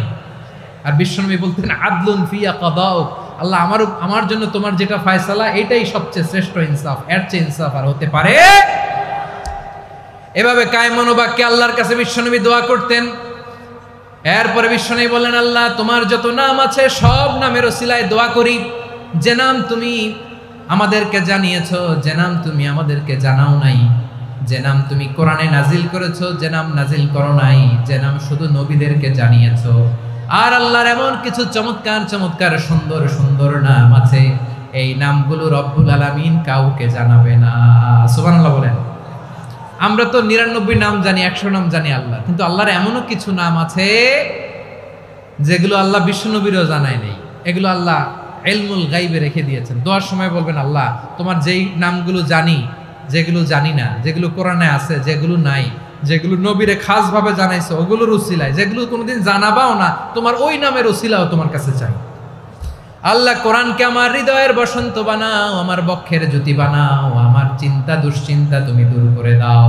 বিশ্বনবী বললেন, এই কালিমাগুলো, এই বাক্যগুলো পড়ে যদি কেউ আল্লাহর কাছে ফরিয়াদ করে, তার হৃদয় থেকে দুশ্চিন্তা কাটিয়ে দিবে কে? পড়বেন, এই দোয়াগুলো পড়বেন। আচ্ছা, সব শেষে বলি, ঋণের বোঝায় যারা জর্জরিত, বিষ্ণু ইসলাম চমৎকার একটা দোয়া শিখিয়েছেন। আমাদের অনেকে ঋণের বোঝায় জর্জরিত, আছে না নাই? এদিকে কেউ আছেন? থাকলে হাত তোলার দরকার নেই, থাকলে এই দোয়াটা পড়বেন। এক সাহাবীর নাম আবু উমামা, নামাজের ওয়াক্ত ছাড়া উনি মসজিদে যেয়ে বসে আছে। বিষ্ণু বললেন, কিরে আবু উমামা, নামাজের তো ওয়াক্ত হয় নাই, মসজিদে কি? সাহাবী বলে, হুমুমুন লাজিমাতনি ওয়া দুয়ুন, নবী গো, ঋণের বোঝায় এমন টেনশনে আছি, ঘরে থাকতে পারলাম না, মসজিদে চলে আসছে। বিশ্বনবী বলেন, আমি কি তোমার এমন একটা দোয়া শিখাবো যেটা পড়লে আল্লাহ তাআলা তোমার ঋণের বোঝা হালকা করে দিবেন? আবু উমামা বললেন, ইয়া রাসূলুল্লাহ, অবশ্যই শিখাবেন। বিশ্বনবী বললেন, তাহলে তুমি পড়বা, আল্লাহুম্মা ইন্নী আউযু বিকা মিনাল হাম্মি ওয়াল হাযান ওয়া আউযু বিকা মিনাল জুবনি ওয়াল বুখল ওয়া আউযু বিকা মিন গালাবাতিদ দাইনি ওয়া কাহরির রিজাল। ও আল্লাহ, তোমার কাছ থেকে দুশ্চিন্তা থেকে পানাহ চাই, কৃপণতা, ভীরুতা, অলসতা, কার্পণ্যতা, এই সব কিছু থেকে, মানুষের কঠোরতা, আমার উপর মানুষের আধিপত্য এবং ঋণের বোঝা থেকে পানাহ চাই। এই দোয়াটা যখন বিশ্বনবী শিখাই দিলেন, আবু উমামা বারবার এই দোয়া পড়ে, আল্লাহুম্মা ইন্নী আউযু বিকা মিনাল হাম্মি ওয়াল হাযান ওয়া আউযু বিকা মিনাল আজজি ওয়াল কাসাল ওয়া আউযু বিকা মিনাল জুবনি ওয়াল বুখল ওয়া আউযু বিকা মিন গালাবাতিদ দাইনি ওয়া কাহরির রিজাল। আবু উমামা বলে, এই দোয়া আমি পড়তে লাগলাম আর পড়তে লাগলাম, কিছুদিন পরে দেখা গেল বিশ্বনবীর শেখানো এই দোয়ার বদৌলতে আল্লাহ তাআলা আমার সব ঋণ পরিশোধের ব্যবস্থা করে দিয়েছেন। পড়বেন, পড়বেন। আমার প্রিয় পটুয়াখালীর ভাইরা, বিশ্বনবীর জামাতা সাইয়্যিদিনা আলী রাদিয়াল্লাহু তাআলা আনহুর কাছে এক লোক এসে বলে, হে আলী, ঋণের বোঝায় আমি জর্জরিত, আমার কিছু অর্থ দিয়ে সাহায্য করো। সাইয়্যিদিনা আলী রাদিয়াল্লাহু তাআলা আনহু বললেন, আমি কি তোমারে এমন একটা দোয়া শিখাবো যেটা বিশ্বনবী আমাদের শিখিয়েছেন? এই দোয়া যদি তুমি পড়ো, লাউ কানা আলাইকা মিসলু জাবালিন কাবীরিন দাইনান আদাল্লাহু আনকা, পাহাড় পরিমাণও যদি ঋণের বোঝা হয়, আল্লাহ এটা পরিশোধের ব্যবস্থা করে দিবেন। ছোট্ট একটা দোয়া বিশ্বনবী শিখালেন, বললেন, তুমি পড়বা, আল্লাহুম্মা কফিনি বিহালালিকা আন হারামিকা ওয়া আগনিনি বিফাদলিকা আম্মান সিওয়াক। মুখস্থ আছে? হ্যাঁ, আছে। আল্লাহুম্মা কফিনি বিহালালিকা আন হারামিক, আল্লাহ তোমার হালাল দিয়ে আমাকে পরিতুষ্ট করো, হারাম থেকে বাঁচিয়ে রাখো, আর তোমার অনুগ্রহে মানুষের মুখাপেক্ষী যেন আমি না হই, আমি যেন সবসময় তোমার মুখাপেক্ষী হয়, ওই তৌফিক দিও। সুবহানাল্লাহ পড়েন। এই দোয়া বেশি বেশি পড়লে ঋণের বোঝা হালকা করে দিবে কে? তাহলে প্রিয় ভাইয়েরা, বিপদে পড়লেই প্রথমে কি পড়বেন? পটুয়াখালী ভুইলা গেছে। বিপদে পড়লেই প্রথমে ইন্না লিল্লাহ কি বলে নিজেকে আল্লাহর কাছে সঁপে দিতে হয়? হাসবুনাল্লাহ। চরম বিপদে দেয়ালে পিঠ থেকে গেছে, তখন লা ইলাহা ইল্লা আনতা সুবহানাকা ইন্নী কুনতু মিনাজ জালিমিন। এরপরে লা ইলাহা ইল্লাল্লাহুল আযীমুল হালিম, এই দোয়া। আকস্মিক বিপদ, হঠাৎ যেন কোনো বিপদ আমাকে পেয়ে না বসে, এটার জন্য বিসমিল্লাহিল্লাযী লা ইয়াদুররু মা ইসমিহি শাইউন ফিল আরদি ওয়ালা ফিস সামাই ওয়া হুয়াস সামিউল আলিম। সকালে 3 বার, রাতে 3 বার। আর মারাত্মক tension, hyper tension, anxiety, depression থেকে বাঁচার জন্য 2 দোয়া, ইয়া হাইয়্যু ইয়া কাইয়্যুম, ইয়া হাইয়্যু ইয়া কাইয়্যুম, মনে থাকবে? আর আল্লাহুম্মা ইন্নী আবদুক, এই দোয়া। ঋণ থেকে বাঁচার জন্য 2 দোয়া, আল্লাহুম্মা ইন্নী আউযু বিকা মিনাল হাম্মি ওয়াল হাযান, এটা। আর আল্লাহুম্মা কফিনি বিহালালিকা আন হারামিকা ওয়া আগনিনি বিফাদলিকা আম্মান সিওয়াক। আর সব সময় পড়ার জন্য একটা আমল দিয়ে যাই, উঠতে বসতে, অফিসে যাচ্ছেন, অফিস থেকে ফিরতেছেন, বসে আছেন, শুয়ে আছেন, ছোট্ট এক শব্দে আমরা যেন বেশি বেশি পড়ি আস্তাগফিরুল্লাহ। আওয়াজ করে আমার সাথে পড়ুন আস্তাগফিরুল্লাহ। আবার পড়ুন আস্তাগফিরুল্লাহ। আল্লাহ রাসূল সাল্লাল্লাহু আলাইহি ওয়াসাল্লাম বলেন, মান লাজিমাল ইস্তিগফার, যে সব সময় এরকম ইস্তিগফারের সাথে লেগে থাকে, জাআলাল্লাহু লাহু মিন কুল্লি দিকিন মাখরাজা, আল্লাহ তাআলা তাকে কোনো বিপদে আটকান না, সে জীবনে আটকাবে না, যে কোনো বিপদে আল্লাহ তার রাস্তা বের করে দিবে। Way out, you will get a way out and solution. সুবহানাল্লাহ। ওয়া মিন কুল্লি হাম্মিন ফারাজা, দুশ্চিন্তা মুক্ত হবে। ওয়ায়ারযুকহু মিন হাইসু লা ইয়াহতাসিব, এমন জায়গা থেকে আল্লাহ রিজিকের বন্দোবস্ত করবে যেটা সে কল্পনাও করে নাই। আওয়াজ করে পড়েন সুবহানাল্লাহ। তাহলে মনে থাকবে আস্তাগফিরুল্লাহর কথা। সব শেষ কথা বলবো, সব শেষ আমার প্রিয় ভাইয়েরা। এটা গেল নিজের বিপদ। কিসের বিপদ? নিজে যদি বিপদে পড়েন। অন্যের বিপদ যদি দেখেন, এটার জন্য একটা দোয়া আছে। অনেক সময় আমরা দেখি হাসপাতালে ক্যান্সারের 3rd স্টেজে চলে গেছে, লোকটা হ্যাংলা হয়ে, চিকন হয়ে, হায়রে কি কষ্ট পায়, দেখি না? বিষ্ণু বলে, একটা দোয়া যদি কেউ অন্যের কোনো বিপদ দেখে পড়ে, ওই বিপদ তার জীবনে কখনো আসবে না। শুনবেন? শোনার আগ্রহ আছে? অনেক সময় হয় যে আমরা মহাসড়ক দিয়ে যখন চড়ি, দুর্ঘটনায়, আইরে আল্লাহ, দুর্ঘটনায় মানুষের মাথা একদিকে, দেহ আরেকদিকে, ব্লিডিং, এরকম হয় না? আল্লাহ তুমি হেফাজত করো। বিশ্বনবী বলেন, এই দুর্ঘটনা দেখে কেউ যদি এই দোয়াটা পড়ে, তার জীবনে সে কোনোদিন এরকম অ্যাক্সিডেন্টের সম্মুখীন হবে না। শুনবেন?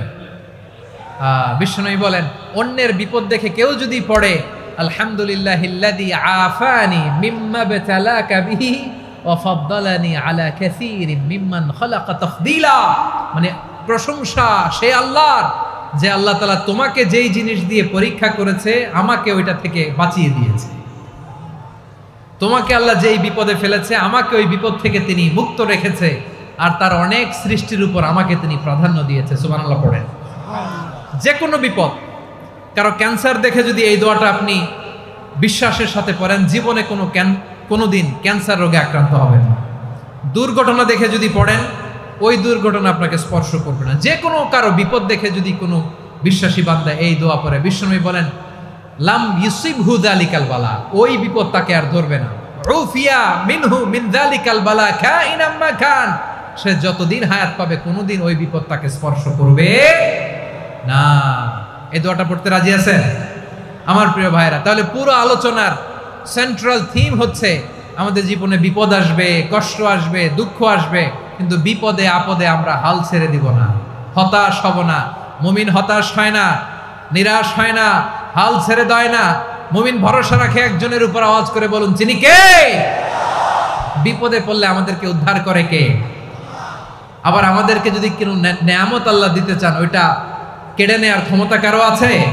তাহলে আমরা কানেক্টিভিটি বাড়াবো কার সাথে? আমাদের প্রার্থনার ফরিয়াদের হাত তুলবো কার কাছে? রাজি আছেন পটুয়াখালীর ভাইয়েরা? মনে থাকবে কথাগুলো? আল্লাহ তাআলা আমাদের সবাইকে কথাগুলো বোঝার ও আমল করার তৌফিক দান করুন। আমি আপনাদের আতিথেয়তা, আপনাদের ভালোবাসায় মুগ্ধ হয়েছি, ইমপ্রেসড হয়েছে। আলহামদুলিল্লাহ। লক্ষ লক্ষ তাওহীদি জনতা, কোনো ডিস্টার্ব নাই, কোনো হই হুল্লোড় নাই, মারামারি নাই। পটুয়াখালী আজকে হিস্ট্রি তৈরি করেছে।